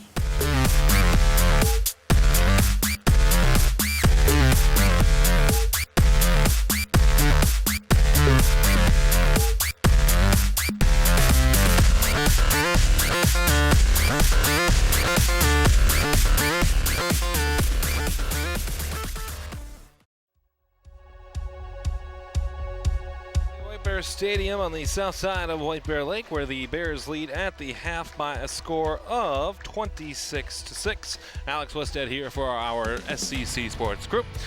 Meanwhile, the second half just about to be underway as the two teams remerge from the field. A couple of things that we would like to look at and discuss, as you see there. Again, you see in the bottom right corner of that little graphic there, that is my Twitter account. If you'd like to follow me on all things White Bear Lake, Matamidi, North St. Paul, and Tartan, you're more than welcome to do so at that Twitter handle. Meanwhile, we're going to take a look at some more things that may be of interest to you. As you see there again, our social media. Feel free to follow us on Facebook, Twitter, Instagram, and YouTube for all information regarding upcoming broadcasts and other information. Again, you can follow me at AlexSCCTV. John Miller will be joining us eventually here in the fall. You can follow him at John Miller Sports, I believe is his Twitter handle. The upcoming schedule for us for SCC will be at boys soccer, Tartan versus St. Thomas Academy. Then we'll have volleyball, Tartan versus Mounds View. Next week, 2 weeks from now, rather, a really exciting matchup with the Matamidi Zephyrs facing off against perennial powerhouse St. Thomas Academy. Boys soccer, White Bear Lake, Forest Lake on the 17th. We will have Tartan and Hastings in football on the 20th. John will join you for that one. And boys and girls soccer, Matamidi Hill Murray, North Tartan, the I-622 battle on the 26th in volleyball. And Tartan and Matamidi, a rematch of last year's Section 4-5A final game. One that certainly looks to be on paper a potential rematch between those two squads for a state tournament berth as it was a season ago. So 26-6 the score. The difference in the game so far for White Bear Lake, it was for Cameron Zaleski, the senior running back, who had 4 touchdowns of 7 yards, 5 yards, 4 yards, and 1 yard that gave the White Bear Lake Bears their 26-6 lead. Meanwhile, for the Anoka Tornadoes, it was a 3-yard touchdown run by Cody Lindenberg that gave them their advantage. 0 for 1 on extra points are the Anoka Tornadoes. Meanwhile, for the Bears, they are 2 for 4 on the extra points. Statistics from the first half. Thanks again to, in part, the Anoka scorekeeper and the White Bear Lake scorekeeper immediately to my left. For the Bears, 112 yards on the ground, combined with 69, a very nice 69, passing yards. 7 first downs for the Bears and 3 penalties for a total of 25 yards. Meanwhile, for the Anoka Tornadoes, 29 yards on the ground, 56 through the air.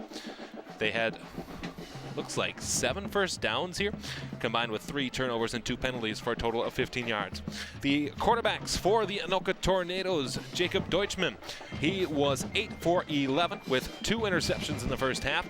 And the quarterback for the Bears, Brandon Burwald, he was 3 for 5 for a total, again, of 67 yards. That real nice play as we look at Bo Wazarick, the new head coach, the fourth head coach in 67 years of Anoka Tornado football in his first season.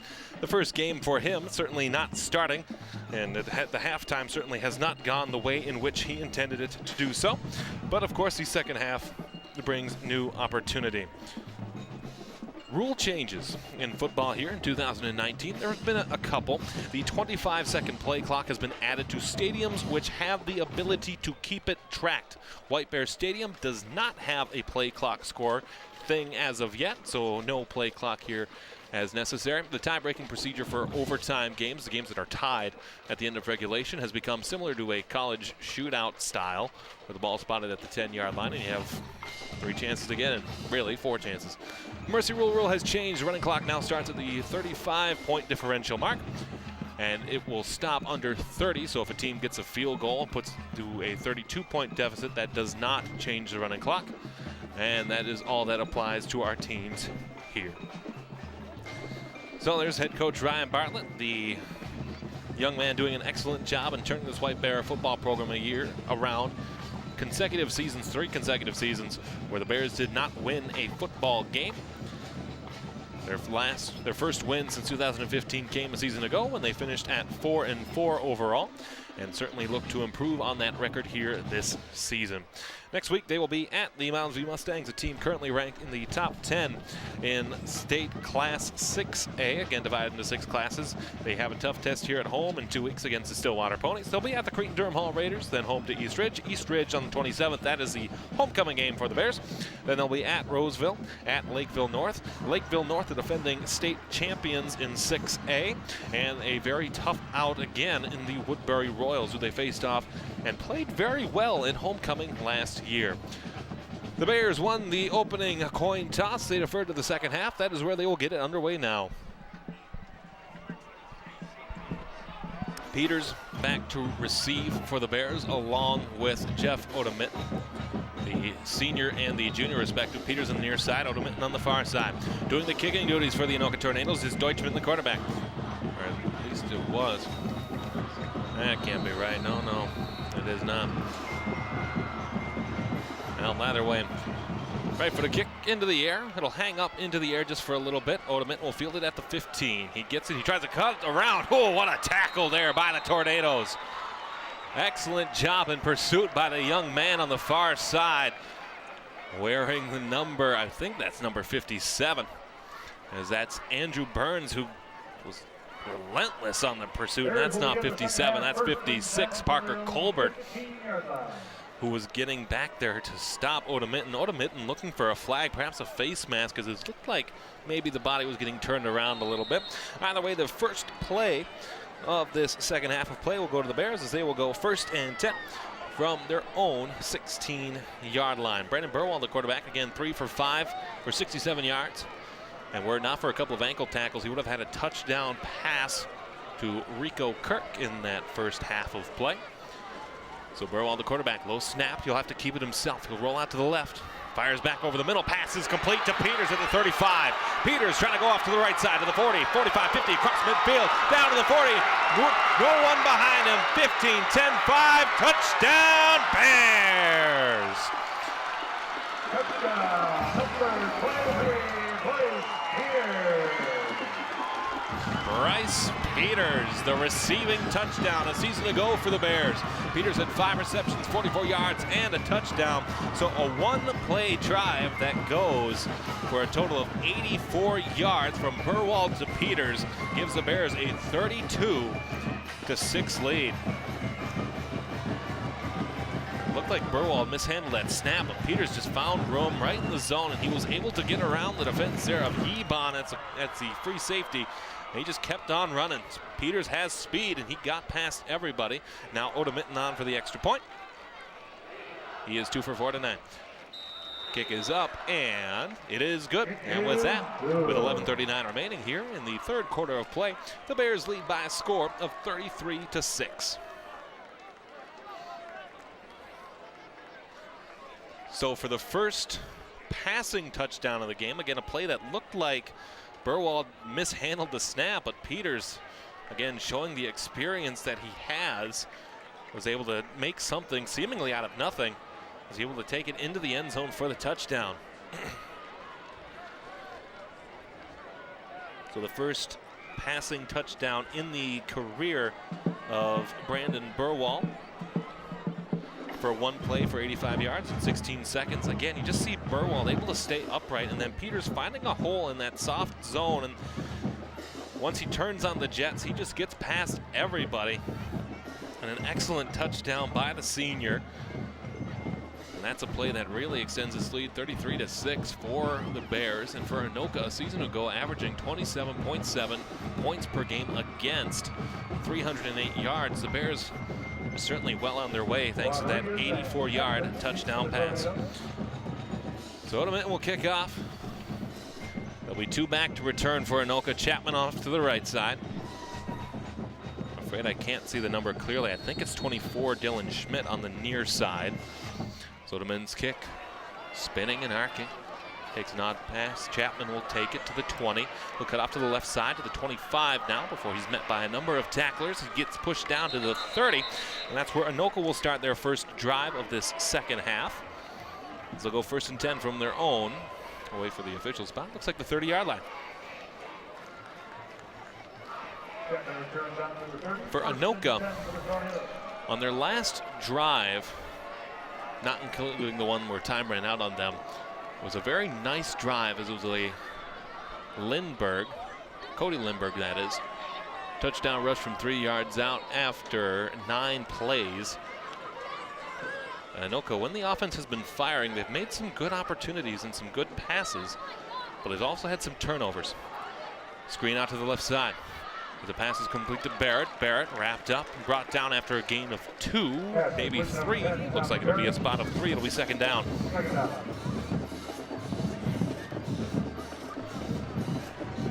So Barrett, the receiver, as Anoka continues to go through the air.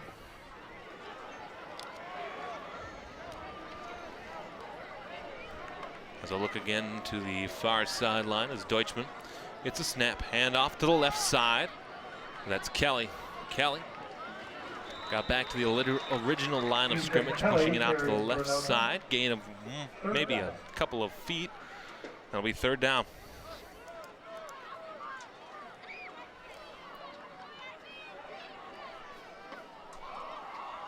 Looks like the spot will be 3rd and 6. Again, the Anoka Tornadoes have gone with a 2-man backfield, switching in between Ryan Freeman and Ethan Kelly out of the backfield. So go shotgun formation here on 3rd and 7 from their own 34-yard line. Deutschman, he'll get the snap. He'll drop back, looking to the right side. Pass is complete to Barrett. Barrett across the first down. The Bears think incomplete, and that is exactly what they will wave. And that'll be 4th down.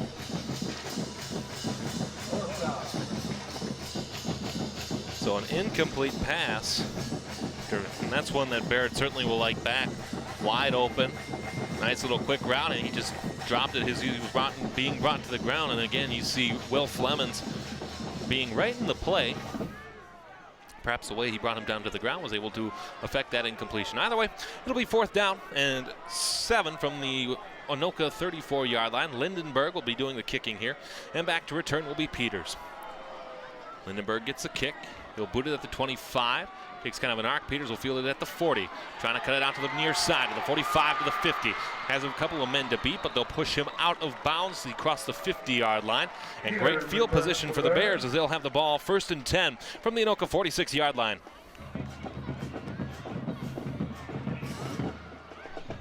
Again, the talent of Bryce Peters after the receiving touchdown a moment ago.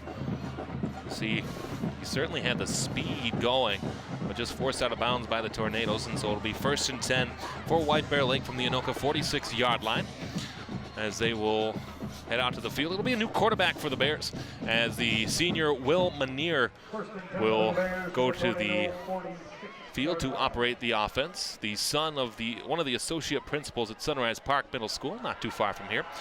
And so Manier will get the chance. Manier a handoff to Zaleski up the middle as he was able to get back to the line of scrimmage and fall forward for a gain, maybe a couple of inches. It'll be 2nd down. Zaleski with 4 rushing touchdowns tonight. Bryce Peters with the receiving touchdown of 84 yards on the last drive for the Bears, which makes your score 33-6 here with 9:45 and counting in this 3rd quarter of play. Again, if you're new to high school football and wanted to learn a little bit more, 12-minute quarters, a 20-minute halftime. No 2-minute warnings, anything like that. As the ball spotted to be 2nd and about 9 from the Anoka 45.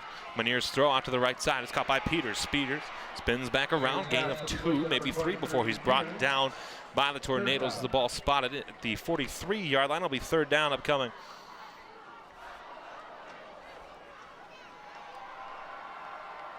See another screen play to the outside. As Peters unable to spin out of harm's way that time as he got brought down. It'll be 3rd and 7 coming from the Anoka 43-yard line as the Bears approach the line. Manier the quarterback, pistol formation. Zaleski in the backfield.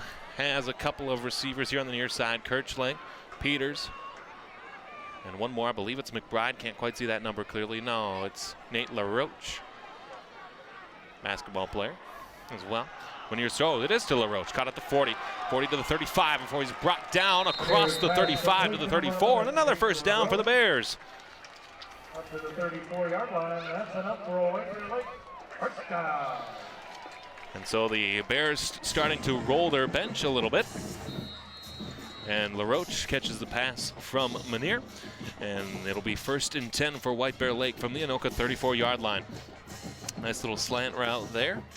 LaRoche was able to find an open space before turning it upfield. And the Bears quarterbacking tandem of Burwald and Manier have had their way with the Anoka defense tonight. Mishandled the snap as it went right to the legs. Manier will simply fall on it to ensure that it doesn't go anywhere dangerous, but he'll be down at the 50, and that'll set up 2nd And, let's see, 25, second and 25.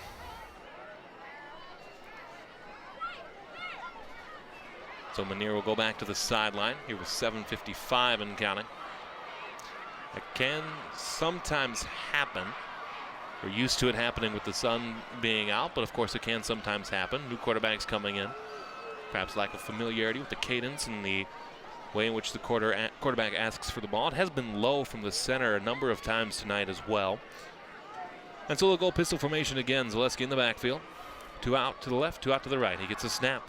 Manier throws, looking for Peters. Peters, I thought he had a one-handed shot at it, but it falls incomplete. It'll be third down. So 3rd and 25 upcoming here from midfield on a crisp fall night in White Bear Lake. Looks like a pretty nice crowd all the way here on the south sideline. Folks, we want to remind you to check out other SCC TV shows, including Your Business Matters. Every month, Tom Snell and the White Bear Lake Chamber of Commerce bring in a guest who is either a business owner in White Bear Lake or has some connection to the White Bear business community. This 20-minute show provides good insight into what issues are affecting many local businesses. As Your Business Matters airs every Tuesday and 6 and Friday at 9:30. Pass was complete there onto the far side, by the way, to Rico Kirk, but well short of the line to gain as it's spotted at the Anoka 45, and that'll bring up 4th down. To continue that read, or to finish that read rather, Your Business Matters will air every Tuesday at 6 and every Friday at 9:30 on SCC Community, Comcast Channel 19 or H01 in high definition. That's Your Business Matters only on SCC TV. So a 7-play drive for the Bears will end in a punt. Oda Mitten will be back to kick this one away. And Oda Mitten's right-footed kick will bear it back. Well, we wait for a fair catch, but he muffed it. But he was able to fall back on it. It'll be 1st and 10 for Anoka from their own 15-yard line. And as we have a change in possession here, 6:50 remaining, 3rd quarter, 33-6, the Bears up. In what should be an exciting season of football here on SCC Sports. Of course, all of our programs improving. White Bear Lake certainly improving. Montemita will be in the conversation as well. Tartan, coming off their section championship, should be in that conversation too. And North St. Paul, under Gene Taglin, continuing to improve. Promising times here in the East Metro. So for Anoka, they'll start here on this second drive of the second half. They'll go shotgun formation, 3 spread out to the right. It'll be Deutschman. The quarterback, he'll send a man in motion. That will be Lindenberg.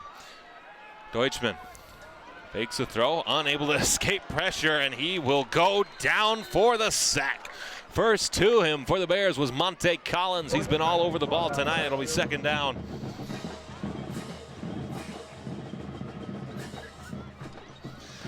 Again, you talk about football being won in the trenches at the line of scrimmage, and Monte Collins able to disengage from that lineman and just wrap up the quarterback, Deutschman, to send him back. And so the ball will be spotted at the 10-yard line. It'll be 2nd and 15 from the 10.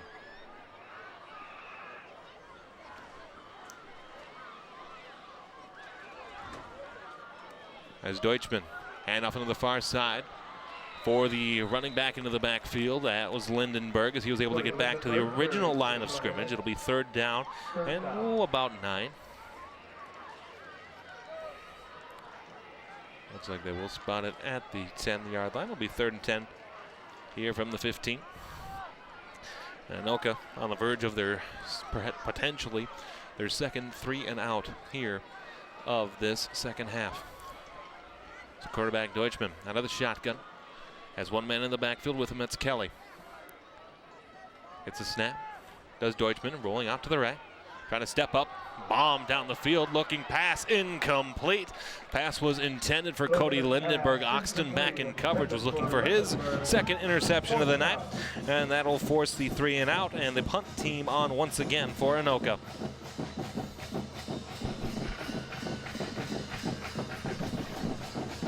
Perhaps frustration starting to kick in for the quarterback, Jacob Deutschman, with 2 interceptions tonight.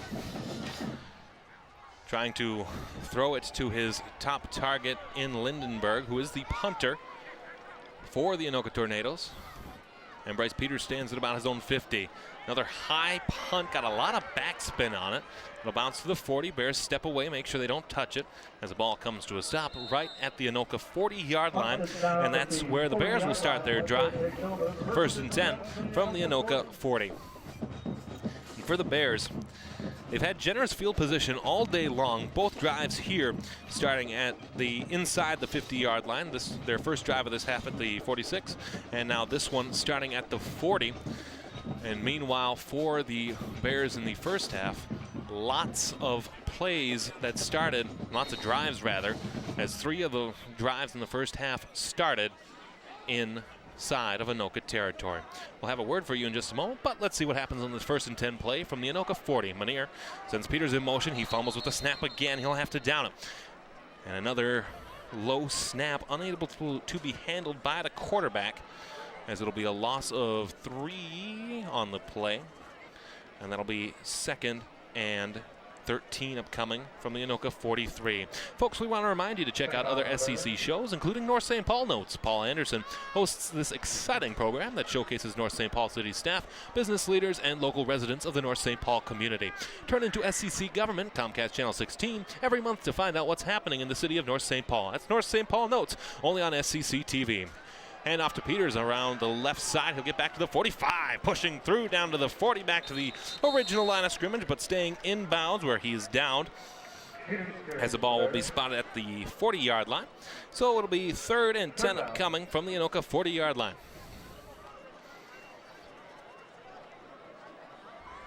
Peters with the 84-yard receiving touchdown on the first play of the second half.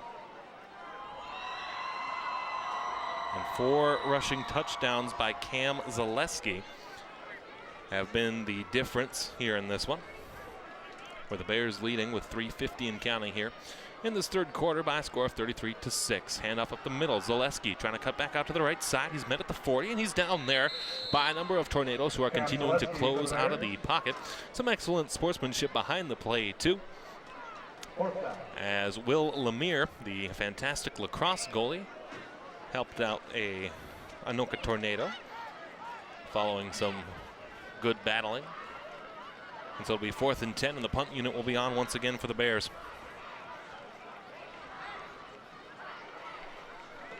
So Oda Mitten will kick, and back to return. I believe that's number 10, Tommy Barrett. We'll have a whistle, and the timeout called for White Bear Lake, the first of this second half. 2 remaining for them, and 3 remaining for the Anoka Tornadoes.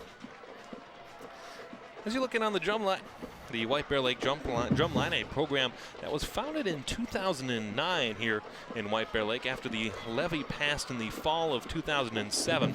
It allowed the Bears to continue to expand and explore their music programs, including becoming one of the top drum lines in the state of Minnesota.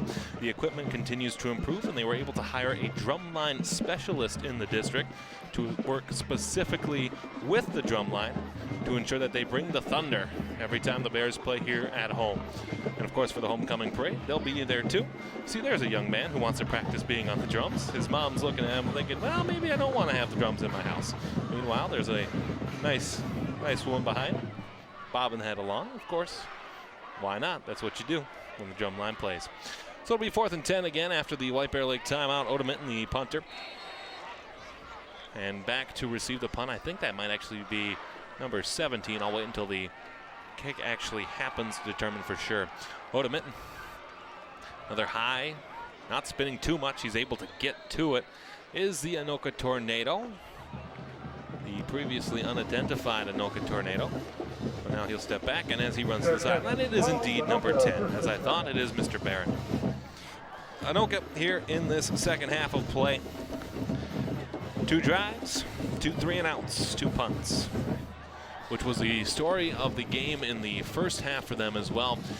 Aside from 2 drives that drove well into White Bear Lake territory, one resulting in a touchdown, one resulting in an interception, lots of 3-and-outs for the Tornadoes. As I look back at my notes, I count 4 3 and outs for the Anoka Tornadoes in the first half of play. But another chance here in the second, as it'll be 1st and 10 for Anoka as they will operate from their own 13-yard line, shotgun formation. As a quarterback, Deutschman will keep the handoff itself. It is not Deutschman, rather, as it is Lindenberg. As we saw this, and that was a success that the Tornadoes were able to work so well with, was they had Lindenberg, who was able to operate as the quarterback, so to speak, but he oftentimes would just keep the ball himself and follow the blockers, and it's worked at times for some really big plays. As it'll be Lindenberg who will stay back there again, with an additional running back, Freeman, in the backfield with him. Lindenberg, he'll throw this time out of the right side, near side to Barrett. Barrett across the 25. He's met by a couple of Bears. He's thrown down as he crossed the 30-yard line. As the ball will be spotted at the 31-yard line, and a first down for the Tornadoes as they'll go 1st and 10 from their own 31-yard line. Nice little throw to the outside, too, for Tommy Barrett. I guess I was expecting Lindenberg to just keep the ball and run, but that's the first throw of the game for Lindenberg, as he will stay in as a quarterback. He'll send a man in motion from right to left. As they operate, he'll keep it himself. Lindenberg tries to hit through a hole, was able to escape through it briefly, but got tripped up as he crossed the 30-yard line. It'll be 2nd down and 7 here to go. As it'll be 2nd and 7 from the 30-yard line upcoming. I'll go shotgun formation again. Lindenberg, the quarterback, has one in the backfield. I thought he moved early, but the screen goes to the running back, Freeman, on the left side. He's able to get across to near the 40-yard line for a first down for Anoka. And that'll be another first down for the Tornadoes. Their second here on this drive, as the ball will be spotted at the 38-yard line. It'll be 1st and 10 as they continue to go hurry up here. As Lindenberg, the quarterback, shotgun formation once again. 3 out here to the near. We'll send a man in motion. Why not? Go the same play again. This time it's Kelly out of the backfield. Kelly working his way forward as he gets down to the 45-yard line of the Tornadoes. And they continue to work those little quick passes out to the running backs. And those have really worked at times for these Anoka Tornadoes, whereas the throws downfield haven't connected or have turned into interceptions, 2 on the night for the Anoka Tornadoes. So the quarterback will keep it again. And so run out to the left side. He has the first down. He goes across the White Bear Lake 45-yard line before he's pushed out of bounds. And Lindenberg has really started to carry this Anoka offense down the field. Perhaps that may have been why their offense was so run-heavy a season ago with the talent of Lindenberg. See there, he was just knocked out of bounds. And a nice job there defensively by Spencer Sommers to tackle and push him out of bounds. It'll be 1st and 10 for the Bears from the 45-yard line. We have a whistle and a stoppage. We may have some additional time tacked on the clock. That's okay, that happens.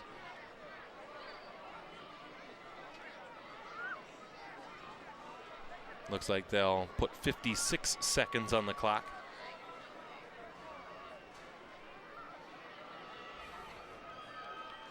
So we'll see what Anoka does here. Again, new quarterback Cody Lindenberg.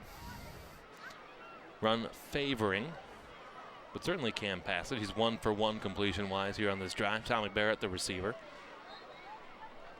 So Anoka certainly looks like they will run the clock down here on this 3rd quarter. And so Lindenberg out of the shotgun, spreads him out 2 left, 3 right. Looks back to the sideline, waiting for the pass here on 1st and 10 from the White Bear 45. Lindenberg trying to keep it himself, evades pressure, but then brought down. Monte Collins again has done an excellent job of being able to get through the line of scrimmage and cause havoc behind it. And so Collins, another tackle for no gain. It'll be 2nd and 10 from the 45. As they'll go shotgun formation again. 1 man in the backfield, that's Kelly. As a quarterback, Lindenberg will work out of the shotgun. Spread them out 2 left, 2 right. Lindenberg gets a snap. He'll drop back. He'll step up in the pocket. Throws incomplete as the ball is looking for Tommy Barrett. It'll be 3rd and 10 here with 15.7 remaining in this 3rd quarter. for a drive that has had opportunity for Anoka. It's kind of stalled here with 3 straight unsuccessful plays or plays with no gain. So Lindenberg will go to the sideline. He'll look for the play. Kelly will be in the backfield with him. 2 out to the right, 2 out to the left. And so again, they'll look into the sideline for the play as they'll get the snap. Lindenberg throwing here on the near side, pass incomplete. It was intended for Troy Wahlberg, the junior, 6'3", 180, although it just kind of fell at his feet. Not a whole lot you could do there as the pass just a little bit low, and so promising drive for the Tornadoes stalls out, and they will be forced to punt it away here. And so Peters will go back to return, and that will be Lindenberg as the punter again for the Anoka Tornadoes. And Peters will go back, and he stands currently at about his 15-yard line looking to return this punt. The punts for Anoka have been somewhere in the 20 to 30 range at best. That is right in that range, but it should get a generous roll as will roll all the way down to the 15. The Tornadoes surround it and gets a little bit of a White Bear roll back. It'll be 1st and 10 for White Bear Lake from the 18-yard line with 1.7 seconds here to go in the 3rd quarter of play. White Bear Lake 33, Anoka 6 is your score. 4 rushing touchdowns for Cameron Zaleski and 1 passing touchdown from Burwald to Peters for 84 yards is how the Bears have scored their points. 2 unsuccessful PAT tries, but 3 successful ones for the Bears. Meanwhile, for Anoka, it was a 3-yard rushing touchdown by number 7, Cody Lindenberg. That has their only points. They are 0 for 1 on the point after play. So White Bear Lake will get a play here, which virtually will be an untimed down. So it'll be 1st and 10 for the Bears as they'll operate here from their own 13-yard line. Low snap again. This time Burwell, the quarterback, as it can be picked up here now. Oda Minton trying to get past across the 10-yard line before he falls down right about the 15 as he was able to get through it. Now the end of the quarter will come, and 1st and 10 from the 13 becomes 2nd and 8 from the 15. But we will see that 2nd down play on the other side of the 3rd quarter. Only 1 point, only 1 touchdown in the 3rd quarter. That was that 84-yard touchdown pass from Brandon Burwald to Bryce Peters, and that leaves our score at the end of 3, 33-6. We'll be back for the start of the 4th quarter. This is your home for SEC Sports.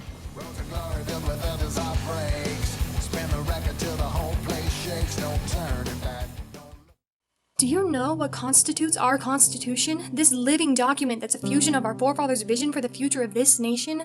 We have a Bill of Rights. We're not built for these rights, but we've been given these rights because we live. We don't have to pay every day when we don't watch what we say. A penny for our thoughts is not what we give, but we give off our thoughts by the way that we live. And there are soldiers who've died, men and women who've paid the price, in the blink of an eye given their lives to make our lives nice. And we can't fight to preserve these rights, to reach new heights, get through the darkest nights together if we don't know. We the people, we the future, can't make it right if we don't show an interest in learning the script that governs our lives. So forgive me if I'm wrong, but if you belong to this country, then there are rights that belong to you so long as you do one thing. You know your Constitution and your freedom that it brings. You can't fight for what's right. You can't find a flaw if you've never shed light on the supreme law of the land. The land of the free and the home of the brave requires your knowledge and God's good grace in order to save our human race in the face of terror. And I hate to be the bearer of bad news, but you need to choose what you're going to do because you could lose everything.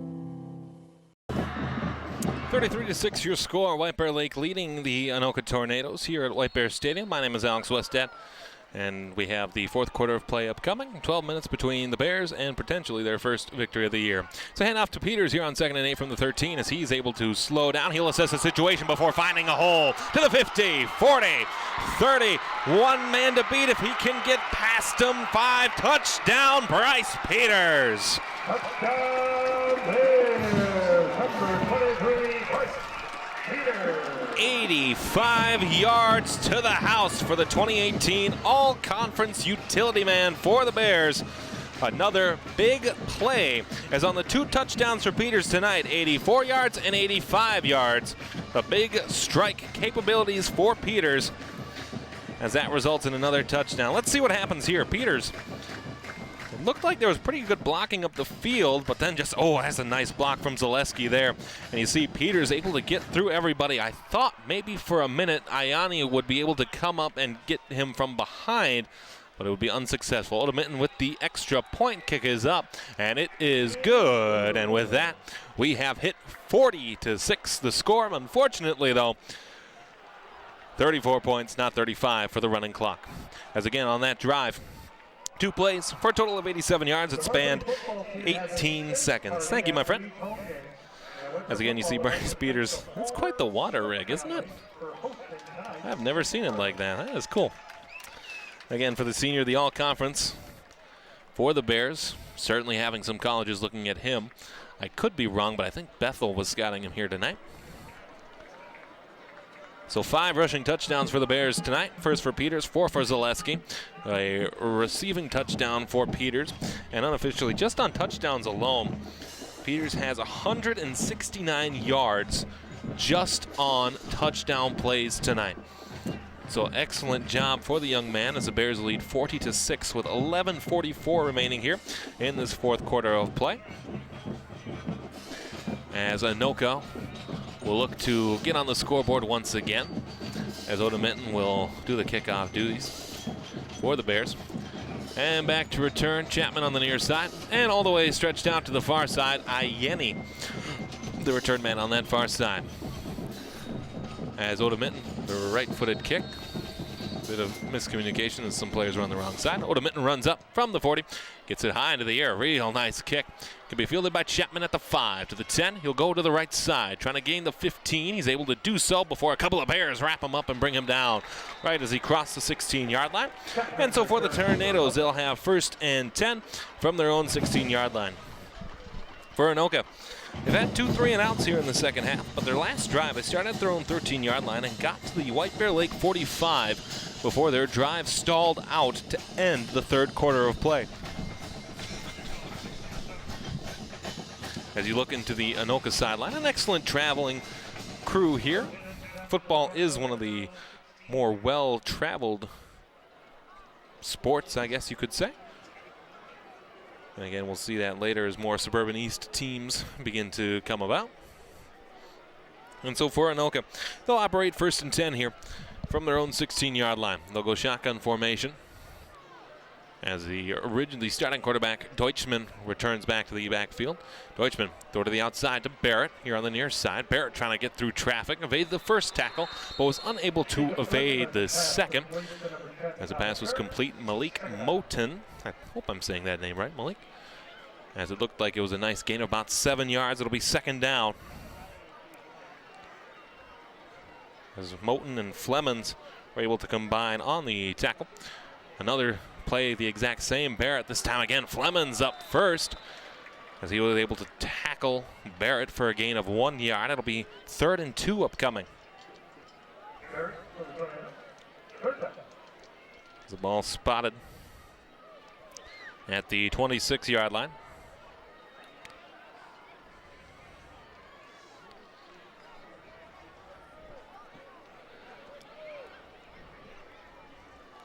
And so the Anoka Tornadoes here on 3rd and 2 from their own 26. They'll go shotgun formation. Bunch here to the near side. To the left of the quarterback in the backfield. It'll be Freeman. As once again he looks to the sideline, does Deutschman. He gets a snap. Fakes the handoff, then he'll keep it himself to cross the 25. Back to the original line of scrimmage. And that'll set up 4th down and 2.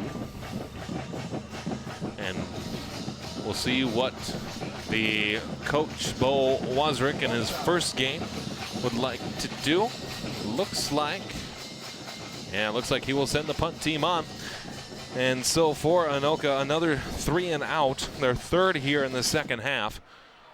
It looks like they'll punt it away.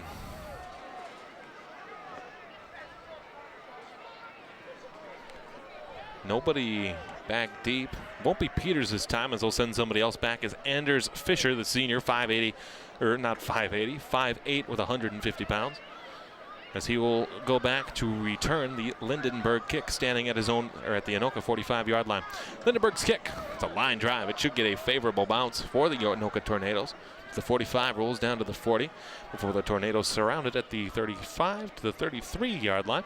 And that is where they will down it there. And it'll be 1st and 10 for White Bear Lake from their own 33-yard line.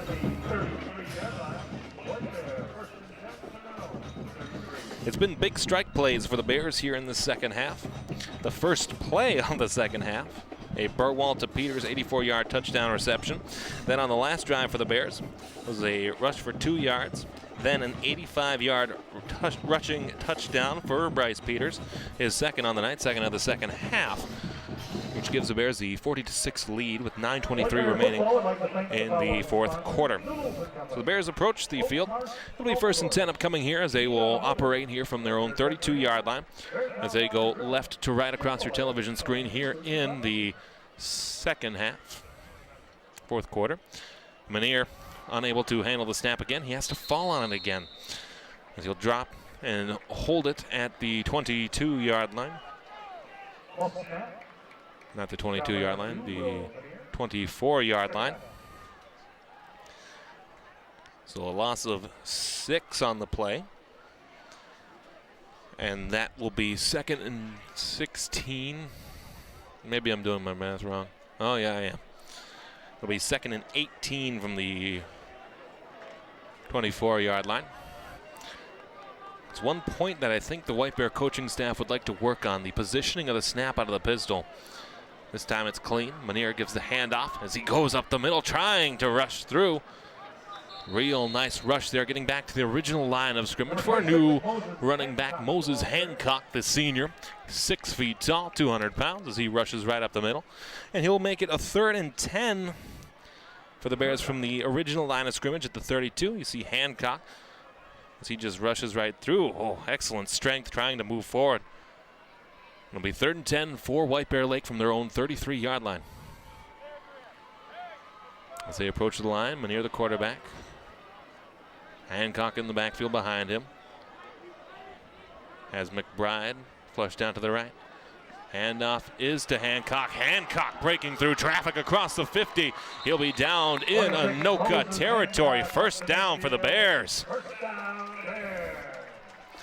So if it isn't Peters, if it isn't Zaleski, it's somebody out of the backfield for the Bears. As you see Hancock approaches the hole untouched until he got to about the 40-yard line.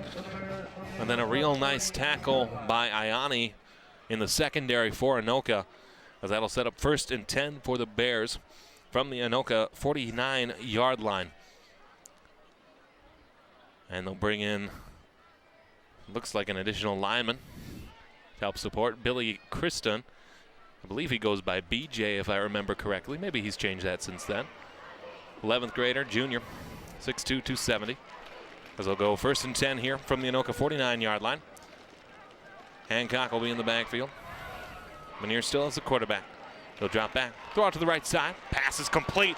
Nice play made by Rico Kirk. Kirk to the 40, down to the 35 before he's pushed back to the 37. They'll spot the ball at the 36. Another 1st down for the White Bear Lake Bears.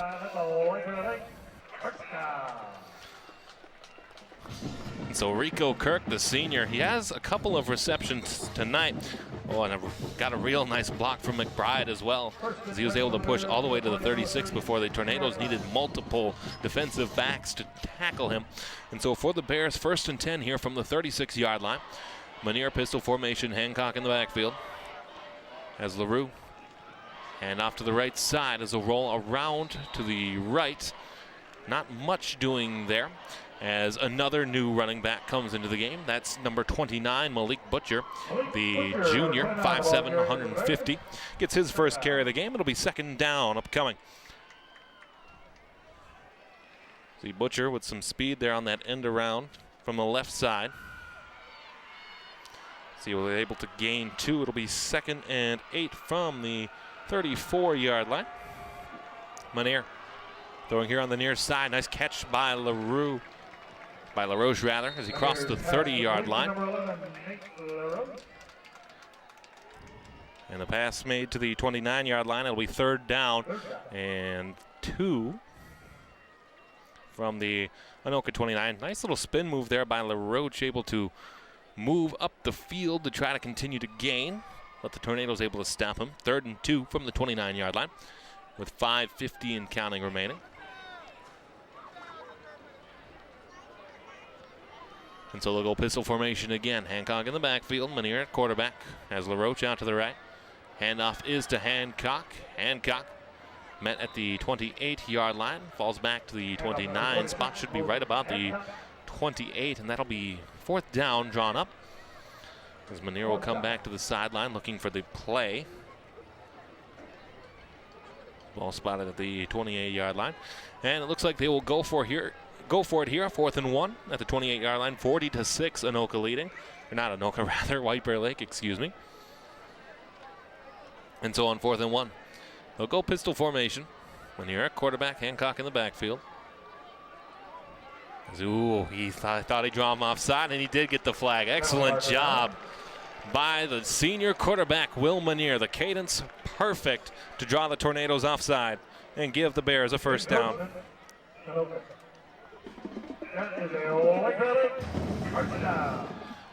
An excellent job by Will Manier, too.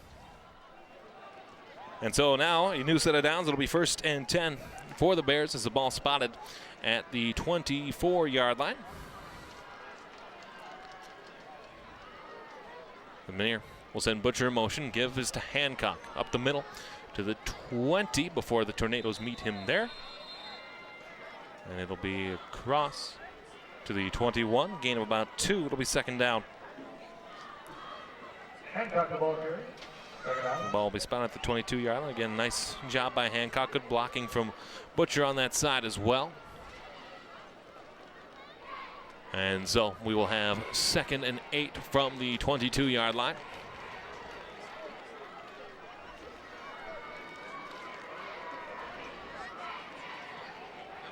And so they'll go pistol formation. Manier the quarterback, Hancock in the backfield. LaRoche on the right side. So send Butcher in motion. Butcher will get the handoff. He'll have to cut it back to the 25. Continuing to gain on the right side, across to the 20-yard line. So a nice gain, making something out of nothing. And it'll be 3rd down and 2 upcoming as the ball will be spotted at the Anoka 16. Can you see the speed there of Butcher? Nice vision, too, out of the backfield. Some real good cuts as he was able to explode up the field. And so that'll set up a 3rd and 2 from the White Bears, or from the Anoka 16. See there, looking at some players. Again, the camera crew getting an excellent job. Nice job tonight by our camera crew. If you have interest in being part of our camera operator, I'll tell you how to do that in just a moment. And off to Butcher again. Butcher out to the 10, trying to push forward. He got to the 5 before he's met there. And the clock will continue to wind. And it'll be another 1st down for White Bear Lake, as it'll be 1st and goal for the Bears on the rush by Butcher. Again, that explosive speed, moving from left to right as he was already moving at full speed. He was able to get through. Nice block from Hancock up the field, too. It should be 1st and goal from the Anoka 5. Again, if you want to volunteer to become a camera operator or to help call some games, feel free to call Arlen at 651-747-3821 or email Arlen at scctv.org, and we can find some way to help you out. We always need camera operators, and we always need knowledgeable folks to come out and help us do sports, because as you may have heard tonight, and as you may have heard nights previous, one man all by himself is certainly not that fun. 1st and goal from the 5. Handoff, Hancock up the middle. Touchdown, Bears.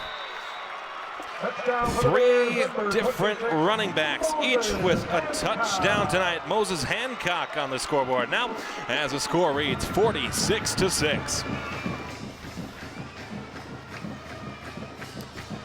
Again, they've been running the ball fairly well, and Hancock able to just get through traffic. And a nice job for that young man, a senior, to run through the line and create the opportunity. As you see the band playing the school song as they do, always so well. Meanwhile, Oda Minton will be on for the extra point again. Kick is up. And no good is the kick for that one. He's had some struggles tonight. Hasn't been perfect, but the score reads with 2:50. The score reads 40-6 after a 12-play drive of 67 yards that lasted 6 minutes and 33 seconds. And that was the 98th play of the game. That is excellent. Thank you, my friend. And so 46-6 here with 2:50. As a reminder, with the new rules in high school football, with the mercy rule being on and the deficit being 35 points or greater, that clock runs after that kickoff. So what that means is that unless there's a timeout or there's a scoring play, the clock will run continuously after that kick is made. And of course, with 2:50 remaining, as we look at the Anoka schedule here, they get Centennial and the Cougars next week. Then they're at Osseo, home to Egan, Champlain Park, at Totino Grace, First Maple Grove, and at Blaine. Again, this being the year 1920 and 2021, new section assignments for all sports, meaning that we'll see some new teams in playoff action. And we certainly hope to be covering lots of playoffs this year for all of our Fab Four teams. So we do have a new kicker here for the Bears as well, as number 18, Tanner Domshot. His dad is a social studies teacher at North Campus, and I believe his mom is a special education para at North Campus as well. Another excellent young man. As he'll tee off here on the near hash,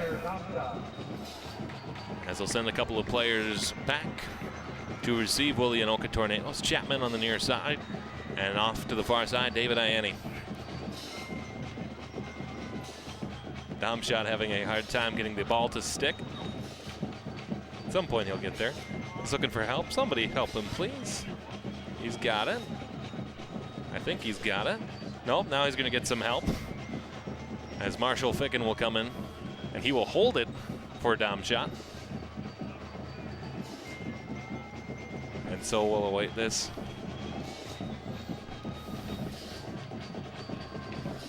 And we'll see here. And now finally, Domshot's kick. It's a squibber line drive that will roll out of bounds. That draws the penalty flag. And Marshall Ficken finds it amusing, but that's okay. When it's a blowout, you can certainly have those moments. And so Anoka will get the ball 1st and 10. Ball should be spotted. Looks like they'll spot it at the Anoka 36-yard line, 37-yard line? Yeah. So 1st and 10 for Anoka from the 37-yard line. A drive for pride at this point, as on the whistle, the clock should start and should run for the duration of the football game.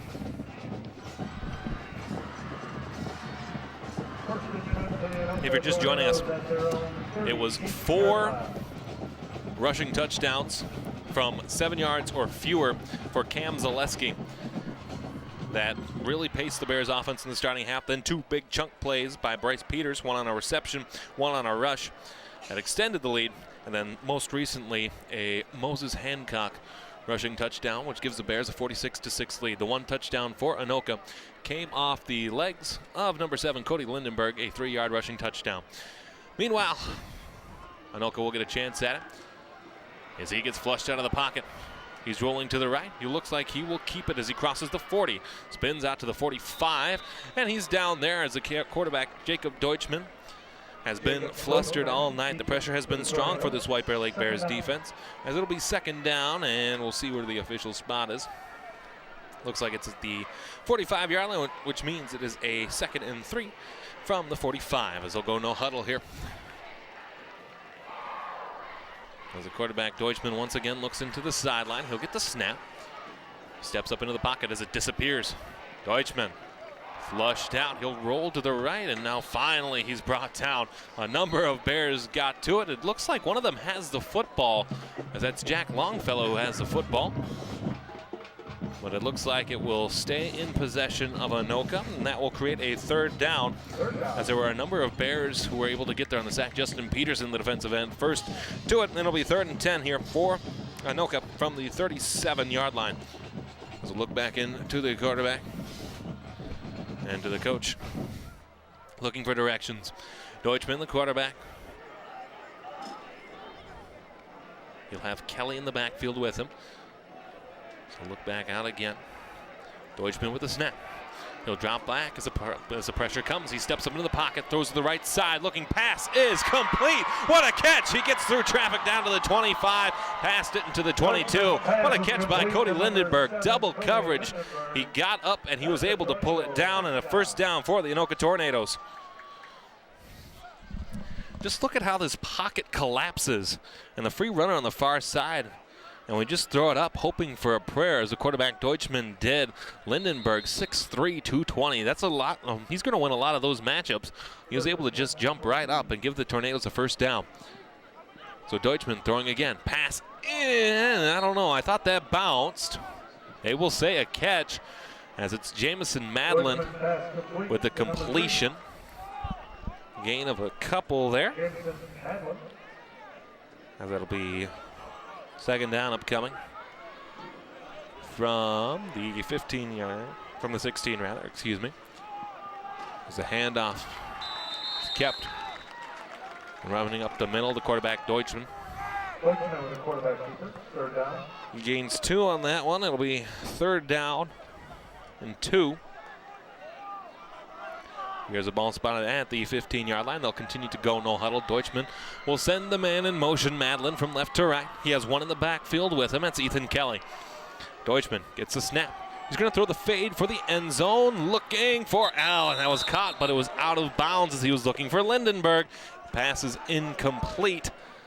And Anoka should have another shot at it here.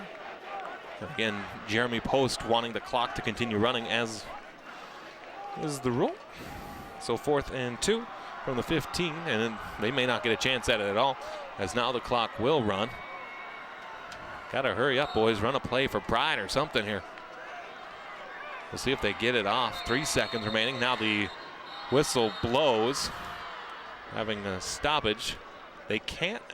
They may ask for more time, but they can't. It's a 40-point deficit.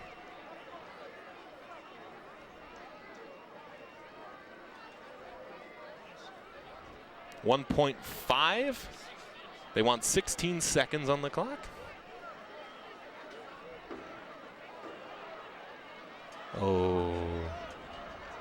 Okay, and so a little clock miscommunication here. That's okay. That does happen.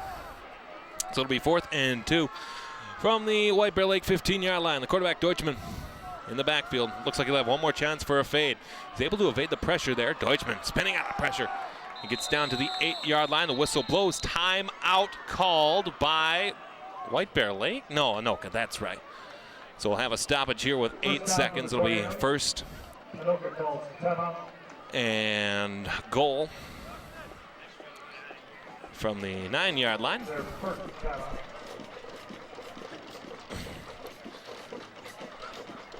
Well, we have a chance here before the last play of the game. Upcoming broadcast next will be at boys soccer, Tartan versus St. Thomas Academy. Then we have some volleyball, another football, couple football games. Montemita St. Thomas Academy, that'll be a big one. Tartan versus Hastings after that. And Tartan versus Montemita on October the 4th. A little bit of boys and girls soccer. We have a doubleheader on September 24th, Montemita and Hill Murray. Those games at Montemita.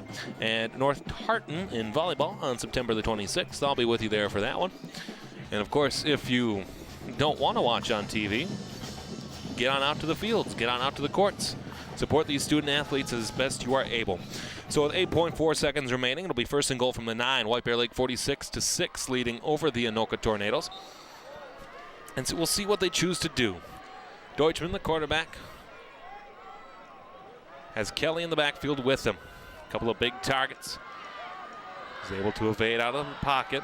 The Bear fans count down. Deutschman will just throw it up for the back of the end zone. Knocked into the air. Incomplete. Pass was intended for Adam Chapman, but the Bears back on defense, able to knock that out of the way and put the exclamation point on this one. A dominating victory for the White Bear Lake Bears as they win tonight by a final of 46-6. To recap the scoring briefly, 4 rushing touchdowns in the first half by Cam Zaleski of 4 yards, 5 yards, 7 yards, and 1 yard. Gave the Bears 4 touchdowns in the opening half. There was also a touchdown in that opening half by Anoka's number 7, Cody Lindenberg.